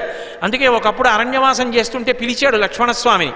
పిలిచి అన్నాడు, లక్ష్మణ లక్ష్మణ, ఇంటి దగ్గర కౌసల్యని సుమిత్రని ఆ భరతుడు తిరిగి వచ్చి ఇబ్బంది పెడతాడేమో, ఎందుకైనా మంచిది నువ్వు వెళ్ళిపో అన్నాడు. మిష పెట్టాడంతే. నిజానికి భరతుడు అటువంటి పనులు చెయ్యడని రాముడికి తెలియదా? వెంటనే లక్ష్మణస్వామి అన్నాడు, అన్నయ్య నచ సీతా త్వయా హీనా నచాపి నచాహమపి రాఘవ. నువ్వు ఈ మాట సీతమ్మకి చెప్పచ్చుగా అన్నయ్య, ఆమె కూడా ఇంటికి పెద్ద కోడలుగా. ఇంటికి వెళ్ళి చూడవే, కౌసల్యకి ఇబ్బంది వస్తుందో సుమిత్రకి ఇబ్బంది వస్తుందో, నువ్వు ఉంటే ఇలాంటివి జరగవు, నీ గురించి భయపడతారు కదా, నువ్వు ఉన్నావని, అందుకు నువ్వు వెళ్ళిపో అని చెప్పచ్చుగా. కానీ నువ్వు చెప్పవన్నయ్యా వదినికి. ఎందుకు చెప్పవో తెలుసా? నచ సీతా త్వయా హీనా నచాహమపి రాఘవ ముహూర్తమపి జీవావో జలన్మచ్చా వివాధృతో అన్నాడు. అన్నయ్య సీతమ్మ నిన్ను విడిచిపెట్టి ఉండలేదని నీకు తెలుసు కనుక నువ్వు వెళ్ళమనవు, నన్ను వెళ్ళమంటున్నావు. ఎందుకని? నిన్ను విడిచిపెట్టి వెళ్ళి ఉండి నేను బ్రతకగలదని నువ్వు అనుకుంటున్నావు. కానీ అన్నయ్య నేను వెళ్ళిపోవలసిన పరిస్థితి వస్తే, నేను వెళ్ళిపోతూ తల వెనక్కి తిరిగి చూస్తూ వెళ్తున్నప్పుడు నువ్వు నాకు ఎంతసేపు కనపడతావో అంతసేపు మాత్రమే ప్రాణములతో ఉండి, ఇక నువ్వు కనపడడం ఆగిపోగానే నేను ప్రాణములు వదిలిపెట్టేస్తాను. ఎలా ఉంటుందో తెలుసా అన్నయ్య? బాగా లోతైనటువంటి నీరు కలిగినటువంటి సరోవరంలో ఈదుతున్నటువంటి చాపని అటుగా విడుతున్నటువంటి ఒక వ్యక్తి చేతితో పట్టుకుని తీసి ఒడ్డున పడేస్తే ఒంటికి నీటి తడి ఉన్నంతసేపు మాత్రమే ఎగిరిగిరి కొట్టుకున్నటువంటి చాప ఇక ఒంటి తడి ఆరిపోయిన తరువాత ప్రాణములను విడిచిపెట్టి నేల మీద పడిపోయినట్టుగా నేను కూడా నువ్వు కనపడినంతసేపు మాత్రమే ప్రాణములతో ఉండి నువ్వు కనపడకపోవడం జరగగానే ప్రాణములు వదిలిపెట్టేస్తానన్నాయా, ఇది నా బలహీనత అని చెప్పాడు. అందుకే రామావతార పరిసమాప్తి చేయించాలి అంటే ఉత్తరాఖండలో లక్ష్మణస్వామిని ముందు పంపించేశారు. ఆయన సరయూ ప్రవేశం చేసేశాడు. రాముడు నేను ఉండలేనని సరయూ ప్రవేశం చేసేశాడు. శేషుడు తమ్ముడిగా అనువర్తించాడు, బంధువయ్యాడు. తమ్ముడిగా వెళ్ళి ఓ మాట అనుకున్నాడు, ఏం సాధించాను? కష్టమంతా అన్నయ్యదే. ఇన్ని కష్టాలు అన్నయ్య పడ్డాడు. పూర్తి స్థాయిలో ఆ కష్టాలు నేను పడి అన్నయ్యని సుఖపెట్టలేకపోయానే, తమ్ముడిగా వెళ్ళడం వల్ల కదా ఇబ్బంది వచ్చింది, ఈ మాట అన్నయ్యగా వెడతానన్నాడు. ఆ ప్రేమ అది, అందుకు వాహనం అయ్యాడు, లోపల వహించాడు భగవంతుడిని. అందుకని ద్వాపరయుగం వచ్చేటప్పటికీ కృష్ణుడి కన్నా ముందు వచ్చాడు, బలరాముడిగా వచ్చాడు. బలము మిగుల కలక బలభద్రుడనిలో ఒక రమణుడగుట చేసి రాముడనియు ఆ సతికి పుట్టె గర్భ సంకర్షణంబున సంకర్షణుండనడి ఘనుడుసుతుడు అంటారు భాగవతంలో. గర్భ సంకర్షణం చేత సంకర్షణుడన్న పేరుతో బలరాముడై పుట్టాడు. పుట్టి నాగలితో భూమినంతటినీ లాగేయగలిగినంతటి బలం, ఎందుకని ఆదిశేషుడి బలం అది. ఆ ఆదిశేషుడు బలరాముడిగా వచ్చి నిరంతరం కృష్ణుడిని రక్షించుకుంటాడు. అందుకే రుక్మిణీ కళ్యాణ సందర్భంలో ఆ వచ్చినటువంటి అగ్నిజ్యోతనుడన్న బ్రాహ్మణుడు ఒక మాట అన్నాడు. ఆ రుక్మిణీదేవి ఇచ్చినటువంటి సందేశాన్ని చెప్పి చదివి వినిపించాడు. వెంటనే బయలుదేరి వచ్చేసేయండి అన్నాడు. తగు నీ చక్రి విదర్భరాజసతకున్ తథ్యంబు వైదర్భియున్, నీకు ఆమె తగుతుంది, ఆమె నీకు తగును, కాబట్టి ఇంకా ఆలస్యం చేస్తావెందుకు, మా ఉపాధ్యాయులయాన పెండ్లి ఎగురు తప్పదు జప్యములేల నీవు నీ తోయము వారి కూడుకొని తోయరుహానల తెత్తుకాని విచ్చేయుము శత్రులను నురుము చేయుము శుభంబు చేయుమిలన్నాడు. అనేటప్పటికి ఇదిగో వచ్చేస్తున్నానన్నాడు. దారుకుండి పిలిచాడు, రథం పొంచమన్నాడు, రథం ఎక్కేశాడు, వెళ్ళిపోయాడు కుండినపురానికి. బలరాముడికి తెలిసింది, అయ్య బాబోయ్ తమ్ముడు ఒక్కడు వెళ్ళిపోయాట, అక్కడ జరాసంధుడు ఉన్నాడు, శిశుపాలుడు ఉన్నాడు, వీళ్ళందరూ కలిసి తమ్ముడిని ఏమైనా ఇబ్బంది పెడతారేమో అని యాదవ సైన్యాన్ని అంతటినీ తీసుకుని తమ్ముడు రక్షణ కోసం వెళ్ళాడు. అంటే అన్నగారిగా ఉండి ఎప్పుడూ తమ్ముడుగా ఉన్నటువంటి కృష్ణ పరమాత్మ యొక్క సంరక్షణమునందు పరిపూర్ణావతారమైనా సరే అమ్మో మా తమ్ముడు, అమ్మో మా తమ్ముడు, అమ్మో మా తమ్ముడు అని అలా తమ్ముడి మీద పరమ ప్రేమతో కాపాడుకున్నాడు. అంటే వహిస్తున్నాడు లోపల ప్రేమతో, భగవంతుణ్ణి ఎప్పుడూ భరిస్తూ ఉంటాడు, ఆయన గురించే సతతము చింతిస్తాడు. అది వాహనంగా పైకి చూపిస్తే శేషుడి యొక్క వాహనం. ఒకసారి ఇంకొక ఆశ్చర్యం చేశాడు. తన శరీరాన్నంతటినీ కూడా త్యాగం చేసేయడానికి సిద్ధపడ్డాడు. దేనికోసం? లోకోపకారం కోసం పణంగా పెట్టేశాడు శరీరాన్ని. త్రిపురాసుర సంహారం చేయవలసి వచ్చింది. వాళ్ళు 3 పురములకు అధినేతలు, 3 రాక్షసులు. వాళ్ళు వరం అడిగారు బ్రహ్మగారిని, 3 పురములు తయారు కావాలి, అవి ఎప్పుడు నిలబడకూడదు, ఎప్పుడు తిరుగుతూ ఉండాలి, ఒకటి బంగారముతో, ఒకటి వెండితో, ఒకటి ఇనుముతో తయారు కావాలి. అవి అలా తిరిగి తిరిగి తిరిగి తిరిగి తిరిగి కొన్ని వేల సంవత్సరముల తరువాత ఒక్కరోజు మాత్రమే మధ్యాహ్నం వేళలో ఒక సరళ రేఖలోకి రావాలి. అలా సరళ రేఖలోకి వచ్చి కొంచెం సేపు ఉంటాయి, అప్పుడు పుష్కళావర్తక మేఘములు కురుస్తూ ఉండాలి. ఇత పూర్వం ఎప్పుడూ లేనటువంటి రథమిక్కి దేవతా సార్వభౌముడైనటువంటి వాడు ఇత పూర్వం సృష్టిలో లేని ధనస్సు పట్టుకుని, ఇంతక పూర్వం సృష్టిలో లేని వింటినారి కట్టి, ఇత పూర్వం సృష్టిలో లేని బాణం పట్టుకుని, ఆయన కానీ ఆ బాణాన్ని ఆ సమయంలో ఆ క్షణంలోనే విడిచిపెడితే 3 పురములు దగ్ధమై మరణిస్తాం, లేకపోతే మమ్మల్ని మళ్ళీ 1000 సంవత్సరములు దాటే వరకు ఎవడూ చంపకూడదన్నారు. తథాస్తు అన్నాడు బ్రహ్మగారు. వాళ్ళ ఆగడాలు పెరిగిపోయి దేవతలందరూ దేవతా సార్వభౌముడు కనుక పరమశివుడి దగ్గరికి వెళ్ళారు. అయ్యా శివ, నువ్వు తప్ప ఎవరు నిర్జిస్తారు, కాబట్టి బయలుదేరి త్రిపురాసుర సంహారం చేయి అన్నారు. ఇత పూర్వం సృష్టిలో లేని రథం కావాలి, అందుకని ఈ భూమిని అంతటినీ రథం చేసుకున్నాడు. ఈ భూమిని లాగడానికి గుర్రాలు కావాలి, వేదాలు గుర్రాలు చేసుకున్నాడు. వీటిని నడపడానికి కొరడా కావాలి, ప్రణవాన్ని కొరడాగా చేసుకున్నాడు. మేరు పర్వతాన్ని తీసుకొచ్చి ధనస్సుగా చేసుకున్నాడు. దానికి వింటినారి కావాలి, ఆదిశేషుణ్ణి తీసుకొచ్చి వింటినారి చేసుకున్నాడు. ఆయన ఒప్పుకున్నాడు, నన్ను వింటినారిగా వాడుకో, లోకహితం కోసం త్రిపురాసుర సంహారంలో నన్ను వింటినారిగా వాడుకోమంటే పైన కింద కట్టేసి మేరు పర్వతం అనబడేటటువంటి పెద్ద ధనస్సు కట్టాడు. నారాయణుణ్ణి బాణం చేశాడు. దాన్ని తీసుకొచ్చి కాలాగ్ని అనబడేటటువంటి విషంలో మునుకు ముంచి ఆ పావుకి తొడిగి బాణాన్ని లాగుతున్నాడు. అక్కడ ఒక చమత్కారం జరిగింది అన్నారు భీమఖండంలో. మొన్న వరకు నెల్లూరులో అవే కదా ప్రసంగాలు. అక్కడ ఒక చమత్కారం జరిగిందన్నారు. ఎందుకని? ఒక్క రాముడు లక్ష్మణుడు, లేకపోతే ఏదో కృష్ణ పరమాత్మ బలరాముడుగా ఉన్నప్పుడే కాదు, అన్నదమ్ములు ఆదిశేషుడు శ్రీమన్నారాయణుడు అన్నదమ్ములుగా ఇంకొక అవతారంలో కూడా ఉన్నారు. ఎప్పుడు అంటే ఒకానొకప్పుడు శ్రీ మహావిష్ణువు వామనమూర్తిగా వచ్చాడు అదితి కశ్యపులకి. అదితి సేవిస్తే వరం ఇచ్చాడు, ఎలా? అమ్మ నాకొక వరమి, నేను నీ కడుపున పుడతానమ్మా అని అడిగాడు. రవి మధ్యాహ్నమునంచరింప గ్రహ తారాచంద్రభద్రస్థితిన్ శ్రావణద్వాదశినాడు శ్రవణనభిజిత్ సంజ్ఞాత లగ్నంబునన్ భువనాధీశుడు పుట్టవామనగతిన్ పుణ్యవ్రతోపేతకున్ దివిజాధీశ్వరు మాతకున్ పరమ పాతివ్రత్య విఖ్యాతకున్ అన్నారు పోతన గారు. ఆ అదితి కడుపున వామనమూర్తిగా పుట్టాడు, పొట్టివాడిగా పుట్టాడు. అదితి కడుపున పుట్టినవాడు ఈయన. అదే కశ్యప ప్రజాపతి యొక్క భార్య అయిన కద్రువుకి పుట్టినవాడు ఆదిశేషుడు. ఇద్దరికీ తండ్రి ఒకడైతే వీళ్ళిద్దరు ఏమవుతారు? అన్నదమ్ములు అయ్యారు మళ్ళీ ఇంకో అవతారంలో. కాబట్టి ఆదిశేషుడు విష్ణువు అన్నదమ్ములు. ఇప్పుడు ఆవామనమూర్తే నారాయణమూర్తిగా బాణంగా వచ్చాడు. ఆదిశేషుడు తమ్ముడు వింటినారిగా వచ్చాడు. అన్నగారు పైన ఎక్కడో ఉంటాడు, విష్ణులోకం పైన ఉంటుందని కదా చెప్తాం సాధారణంగా. ఓ స్థూల శరీరంతో ఆయన నివాసం చేసి మొరలు వింటే వైకుంఠం పైన ఉంటుంది. ఆదిశేషుడు పాతాళ లోకంలో భూమిని మోస్తూ కిందన ఉంటాడు. ఇంత కింద తమ్ముడు ఉంటాడు, అంత పైన అన్నయ్య ఉంటాడు. ఈయన భూమిని వదిలేసి పైకి ఎక్కడు. ఆయన చూడవలసిన కార్యాలు మానేసి ఈయన దగ్గరికి రాడు. అనుకోకుండా వీళ్ళిద్దరూ కలుసుకునే అవకాశం వచ్చింది.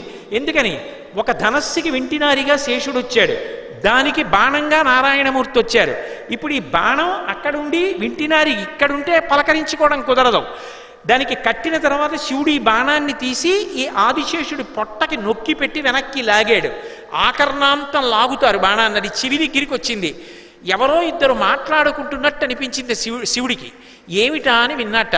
అన్నయ్య బాగున్నావా అంటే, తమ్ముడా బాగున్నావా, ఎన్నాళ్ళైందిరా కలుసుకుని అనుకున్నారట. ఎందుకని? ఒకడు విష్ణువు అక్కడ ఉంటాడు, ఒకడు ఆదిశేషుడు కిందనుంటాడు. వాళ్ళిద్దరు ఇప్పుడు కలుసుకున్నారు త్రిపురాసుర సంహార ఘట్టంలో. బాగున్నావా అన్న మాటలు శంకరుడి చెవిలో పడ్డాయిట. అందుకని మళ్ళీ ఇంకొకసారి తమ్ముడిగా వచ్చాడు. ఒకసారా రెండుసార్లా? ఎన్ని మాటలు వచ్చాడు? ఆయనకి శివకేశవ భేదం లేదు. ఇందాక మీతో మనవి చేశాను కదా, అది పరిఢవిల్లినటువంటి భక్తి, అది పరిపూర్ణమైన భక్తి. నేను విష్ణువునకే చెందినవాణ్ణు, శివుణ్ణి సేవించను, ఇలాంటి పిచ్చి మాటలు మాట్లాడరు భక్తులైన వాళ్ళు. అందుకే ఆయన పరమశివుడు త్రిపురాసుర సంహారం చేస్తే ఆ మేరు అనబడేటటువంటి ధనస్సుకి వింటినారయ్యాడు. అంతేకాదు, ఆయనకున్న గొప్పతనం ఏమిటంటే, ఒకప్పుడు శ్రీ మహావిష్ణువు చెప్పారు, చిదంబరం వెళ్ళి ఆనంద తాండవం చూడరా శంకరుడిది, ప్రదోష వేళలో చేసే తాండవం ఎంత అద్భుతంగా ఉంటుందో అన్నాడు. చిదంబరం కనకసభ, ఆ కనకసభలో తాండవం చేస్తాడు ఆయన. ఆ తాండవం చేసేటప్పుడు అక్కడ ఉన్న వాళ్ళందరూ ఏదో ఒక వాద్యం మ్రోగిస్తూ ఉంటారు, దేవతలందరూ కూడా. ఏ వాద్యం మ్రోగించలేని వాళ్ళు ఎవరంటే ఇద్దరే, వ్యాఘ్రపాదుడు పతంజలి అని ఇద్దరు. పతంజలి ఆదిశేషుడు పాము రూపంలో నిలబడి చూస్తూ ఉంటాడు. ఈ వ్యాఘ్రపాదుడికి వరం ఇచ్చాడు చిదంబరంలో ఉన్నటువంటి పరమేశ్వరుడు. ఆయన రోజు పాపం అరణ్యాలకు వెళ్ళి పువ్వులు తెచ్చి సాయంకాలం వేళ పూజ చేస్తే కానీ అన్నం తినడం, ఆయన నిత్యన్నక్తం చేస్తాడు. అందుకని శంకరుడు చూసి అన్నాడు, ఇలా తిరగడంలో నీ కాళ్లల్లో ముళ్ళు గుచ్చుకుంటున్నాయి, నిన్ను వ్యాఘ్రపాదుడిని చేస్తాను, పాదాలు పెద్ద పులి పాదాలు అయిపోతాయి, అడవిలో పరిగెత్తుకుంటూ వెళ్ళి పువ్వులు తెచ్చి నన్ను పూజ చెయ్యి అన్నాడు. కరుణామూర్తి కదూ. అందుకని వ్యాఘ్రపాదుడు ఏమీ చేయడు, తాండవం అలా చూస్తూ ఉంటాడు. అంటే భగవంతుడి తాండవం చూస్తే పెద్ద పులి పాము కూడా సత్వబుద్ధిని పొందుతాయి. ఆదిశేషుడు అలా చూస్తూ ఉంటాడు. ఆదిశేషుడు అలా చూస్తుంటే వినాయకుడు నవ్వాడు పరిహాసంగా. నవ్వితే ఆదిశేషుడికి కోపం వచ్చింది. వినాయకుడి వంక తిరిగి అడిగాడు, ఎందుకు నవ్వావని అడిగాడు. అడిగితే ఆయన అన్నాడు, మేమందరం అంటే చేతులు ఉన్నాయి కాబట్టి వాద్యాలు మ్రోగిస్తాం, నువ్వేం చేస్తావు, చేతులా కాళ్ళ నిలబడి తాండవం చూస్తావు తప్ప నువ్వేం మధ్యలో వాయిస్తావా, వీణ వాయిస్తావా, పాపం ఏమీ వాయించలేవు కదా, అందుకని నిన్ను చూస్తే జాలేసి నవ్వానన్నాడు. ఆదిశేషుడు అన్నాడు, ఈ సృష్టిలో ఇత పూర్వం ఎవరూ చెప్పని గొప్ప స్తోత్రం చెప్తాను. తలబిరుసుతో కదూ ఈ మాట అన్నావు, దీర్ఘాలు లేకుండా హ్రస్వాక్షరాలతో శివతాండవాన్ని వర్ణిస్తానని వర్ణించాడు ఆదిశేషుడు. అదొక అద్భుతమైన స్తోత్రం. వర్ణించి తాండవంలో నేనేం చేయలేదంటున్నావు కదూ, పరమశివుడి పాదానికి ఒక గొప్ప కడియం అయిపోతాను, అయిపోయి ఆయన పాదాన్ని చుట్టుకుంటాను, చుట్టుకుని ఆయన తాండవం చేస్తుంటే ఆయనతో పాటు కదులుతాను నేను కూడా ఆయన పాదంతో. ఇప్పుడు నేను ఆయన శరీరంలో అంతర్భాగం అయిపోతాను. నీ చేయకపోవడం ఏమిటి, నేను ఆయన శరీరంలో భాగం కాబట్టి జరుగుతున్న తాండవాన్ని వర్ణించే కింద స్థాయిలోకి మీరెడతారన్నాడు అని ఎగిరి వెళ్ళి శంకరుడి పాదానికి చుట్టుకున్నాడు. అంత ఆదిశేషుడు ఆయన పాదానికి చుట్టుకుంటాడంటే పరమశివ వైభవం ఎలా ఉంటుందో చూడండి. శంకరాచార్యుల వారు ఆ శివపాదాది కేశాది స్తోత్రం అని ఒక అద్భుతమైన స్తోత్రం చేశారు. అందులో ఒక మాట అన్నారు, శంకరుడు తాండవం చేస్తూ చేస్తూ ఈ కాలు ఇలా ఎత్తి ఆపుతాడు ఒక్క క్షణం. ఎందుకు ఆపుతాడంటే అంత వేగంగా తాండవం చేస్తుంటే పాము కదూ, పట్టుకుని ఉండలేక జారిపోతుంటాట ఆదిశేషుడు. ఆ విసురుకి కింద పడిపోతాడేమోనని ఒక్క క్షణం మళ్ళీ శరీరాన్ని కాలుకి బిగించుకోవడానికి ఆదిశేషుడికి అవకాశం ఇద్దామని ఏదో నృత్యంలో ఒకసారి భంగిమ పట్టినట్టు కాలెత్తి అలా పెడతాట. వెంటనే శేషుడు బాగా బిగుతుగా చుట్టుకుంటాట, మళ్ళీ నాట్యం చేస్తూ ఉంటాట. అలా ఆదిశేషుడు ఒకప్పుడు ఆయన పాదానికి అందే అయ్యాడు. ఒకప్పుడు త్రిపురాసుర సంహారంలో లోకాలకన్నిటికీ అనుగ్రహం చెయ్యడం కోసం మేరు పర్వతాన్ని శంకరుడు ధనస్సు చేసుకుంటే తాను వింటినారి అయి తన శరీరాన్ని పణంగా పెట్టాడు. ఎంత బాధపడ్డాడో ఆ రోజున. ఆ బాణప్రయోగం చేసేటప్పుడు భీమఖండం చదువుతుంటే తెలుస్తుంది ఆదిశేషుడు పడిన బాధ ఏమిటో. అంత బాధపడ్డాడు, అంత క్లేశపడ్డాడు. అంటే లోకం కోసం తాను బాధపడ్డానికి సిద్ధపడ్డాడు. త్యాగేనైకే అమృతత్వమానసహు. ఇవన్నీ ఎవరి కోసం చేశాడంటే భగవత్ప్రీతి కొరకు. ఇంత నేను కష్టపడినా పర్వాలేదు, భగవంతుడు సంతోషించాలి, లోకములన్నీ నిలబడాలి. ఈ త్యాగబుద్ధితో నిలబడి భగవంతుణ్ణి వహించాడు. అందుకని ఆదిశేషుడి మీద వస్తున్నాడు తప్ప ఆ శేషవాహనం మీద వస్తున్నాడు అంటే మనందరం చూసి అబ్బా అబ్బా అబ్బా అబ్బా ఎన్ని గుణములు కలిగిన వాడరా, మాకు కూడా అటువంటి గుణములు కావాలి, ఈశ్వర మాకు కూడా మంచి గుణములని అని ప్రార్థన చెయ్యాలి. అందుకు వాహన సేవ చేస్తారు. వాహన సేవ చేయడం అంటే అంత గొప్పది అనడానికి కారణం అదే. వాహనంతో నడిచినంత మాత్రం చేత ఈశ్వర కృప కలుగుతుంది అనడానికి కారణం అదే. కాబట్టి ఒకప్పుడు శరీరాన్ని ఇచ్చాడు, అంతేనా? ఒకప్పుడు పతంజలి అన్న పేరుతో ఆదిశేషుడు అవతార స్వీకారం చేశాడు. అవతార స్వీకారం చేసి యావత్ మనుష్య జాతికి మహోపకారం చేశాడు. మిగిలిన ప్రాణులకు మనుష్యునికి ఒక ప్రధానమైనటువంటి భేదం ఉంటుంది. ఏమిటా భేదం అంటే మిగిలిన ప్రాణులకు మాట లేదు, కానీ మనుష్యుడికొక్కడికి మాత్రం స్వరపేటిక ఉంది కాబట్టి మాట్లాడగలడు కాబట్టి భగవన్నామం చెప్పి తరించగలడు. ఎంత కష్టంలో ఉన్నవాడి దగ్గరికైనా సరే వెళ్ళి ఓదార్పు వాక్కులు 2 మాట్లాడి అవతలవాడి మనసు స్వాంతన పొందేటట్టుగా చెయ్యగలడు. కేవలం తన మాటల చేత ఎంతో పుణ్యాన్ని మూటకట్టుకోగలడు. ఇది భగవంతుడు మనుష్యునికి ఒక్కడికి ఇచ్చాడు. ఆ మాట సంస్కారవంతము కావాలి. మాట సంస్కారవంతము కావాలి అంటే వ్యాకరణ శాస్త్రం ఇవ్వాలి మనుష్య జాతికి. అందుకే భగవంతుడు మనుష్య జాతికి ఇచ్చినటువంటి మాట బాగా ఉపయోగించుకునేటట్టుగా చెయ్యడానికి మనందరి కోసమని చెప్పి వ్యాకరణాన్ని ఇచ్చిన వాడెవరు అంటే ఆదిశేషుడు పతంజలిగా ఇచ్చాడు. అందుకే మిగిలిన ఏ భాష్యానికి లేని పేరు ఒక్క పతంజలి భాష్యానికి మాత్రం, పాణిని వ్యాకరణానికి ఆయన ఇచ్చిన భాష్యానికి మహాభాష్యము అని పేరు. మూకశంకరులంతటి వాళ్ళు దాన్ని స్తోత్రం చేస్తూ మహాభాష్య వ్యాఖ్యాపటుచయనమరూపయితివా అన్నారు శ్లోకంలో. మహాభాష్యము అని పేరు దానికి. అందుకని వాక్కుని బాగా నిలబెట్టడానికి మహాభాష్యాన్ని ఇచ్చి మనుష్య జాతికి ఉపకారం చేశాడు. భగవంతుడు ఇచ్చినటువంటి 2వ గొప్ప సాధనం మనస్సు. మనసు నిష్కల్మషమైందనుకోండి, మనయేవ మనుష్యానాం కారణం బంధమోక్షయో. మనసు మంచిదైందనుకోండి, ఏది చూస్తున్నా అందులో భగవంతుని యొక్క విభూతిని చూడగలుగుతున్నాడు అనుకోండి. తేజోంశ సంభవం అంటాడు. ఒక చోట ఒక గొప్ప పాట పాడగలిగిన శక్తి ఉంది ఒకరిలో, అది భగవంతుని యొక్క విభూతి. ఒకరు బాగా వీణ వాయించగలరు, అది భగవద్ విభూతి. అసూయ పెంచుకోకుండా వారికి భగవంతుడిచ్చిన గొప్ప విభూతి అని చూడగలగడం మనస్సు యొక్క పరిణతి. మనసు స్వచ్ఛంగా ఉందనుకోండి, ఇంద్రియముల వలన మనసు వలన ఏ పాపము కలగదు. ఎవరో ఒక ఆయన అలా చూస్తున్నాడు ఒక ఆవిడ వంక. మిగిలిన వాళ్ళు చూసిన వాళ్ళు ఏం అలా చూస్తున్నాడు ఆవిడ వంక, ఎంత దుష్టుడు రా వీడు, ఎటువంటి ఆలోచన చేస్తున్నాడో మనసులో అనుకున్నారు. ఆయన మాత్రం ఆవిడ వంక చూస్తున్నప్పుడు పొద్దున్న నేను మనసులో ఏ తల్లి పాదములు పట్టి ప్రార్థన చేశానో ఆ కామాక్షి పరదేవత నడిచి వస్తే ఎలా ఉంటుందో అలా ఉన్నారు ఆవిడ. ఎర్రటి చీర కట్టుకుని పాద మంజీరములతో పసుపు రాసుకొని పారాణి పెట్టుకుని ఆ కొప్పులో పువ్వులు పెట్టుకుని ఆ బొట్టు, నా తల్లి కామాక్షి నాకు ఇవాళ దర్శనం ఇవ్వడం కోసమని వచ్చి సభలో కూర్చుందా, నా తల్లి వచ్చిందా అని పరమ సంతోషంతో ఆవిడ వంకే చూస్తూ మనసులో 2 చేతులెత్తి నమస్కారం చేస్తున్నాడు. చూడడానికి ఆయన ఒక స్త్రీ వంక చూసినట్టు కనపడచ్చు, కానీ ఆయన మనసు పరమ పవిత్రం కాబట్టి లోపల కామాక్షిని చూశాడు కనుక ఆయన తరించిపోతున్నాడు. అదే మనసు చూడకూడని రీతిలో చూస్తే నశించిపోతున్నాడు. మనసే కారణము. ఆ మనసుని సంస్కరించడం ప్రధానం.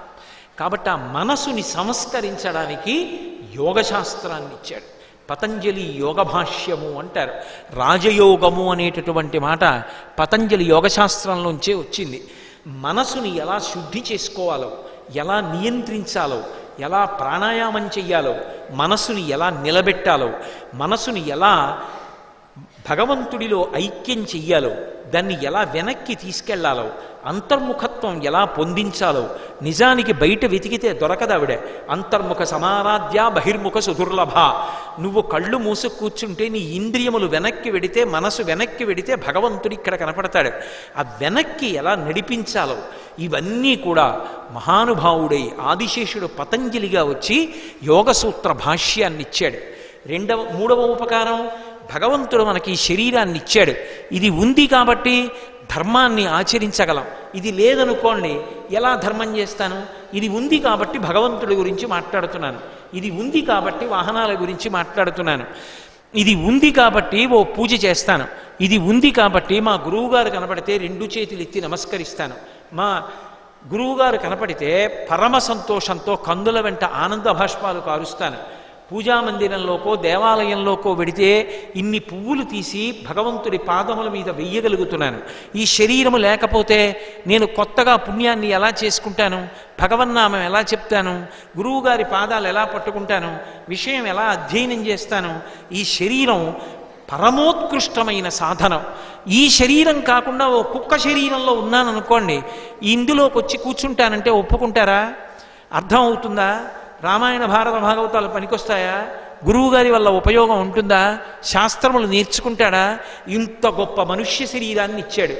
ఈ శరీరాన్ని ఆరోగ్యంగా ఉంచుకోవాలి.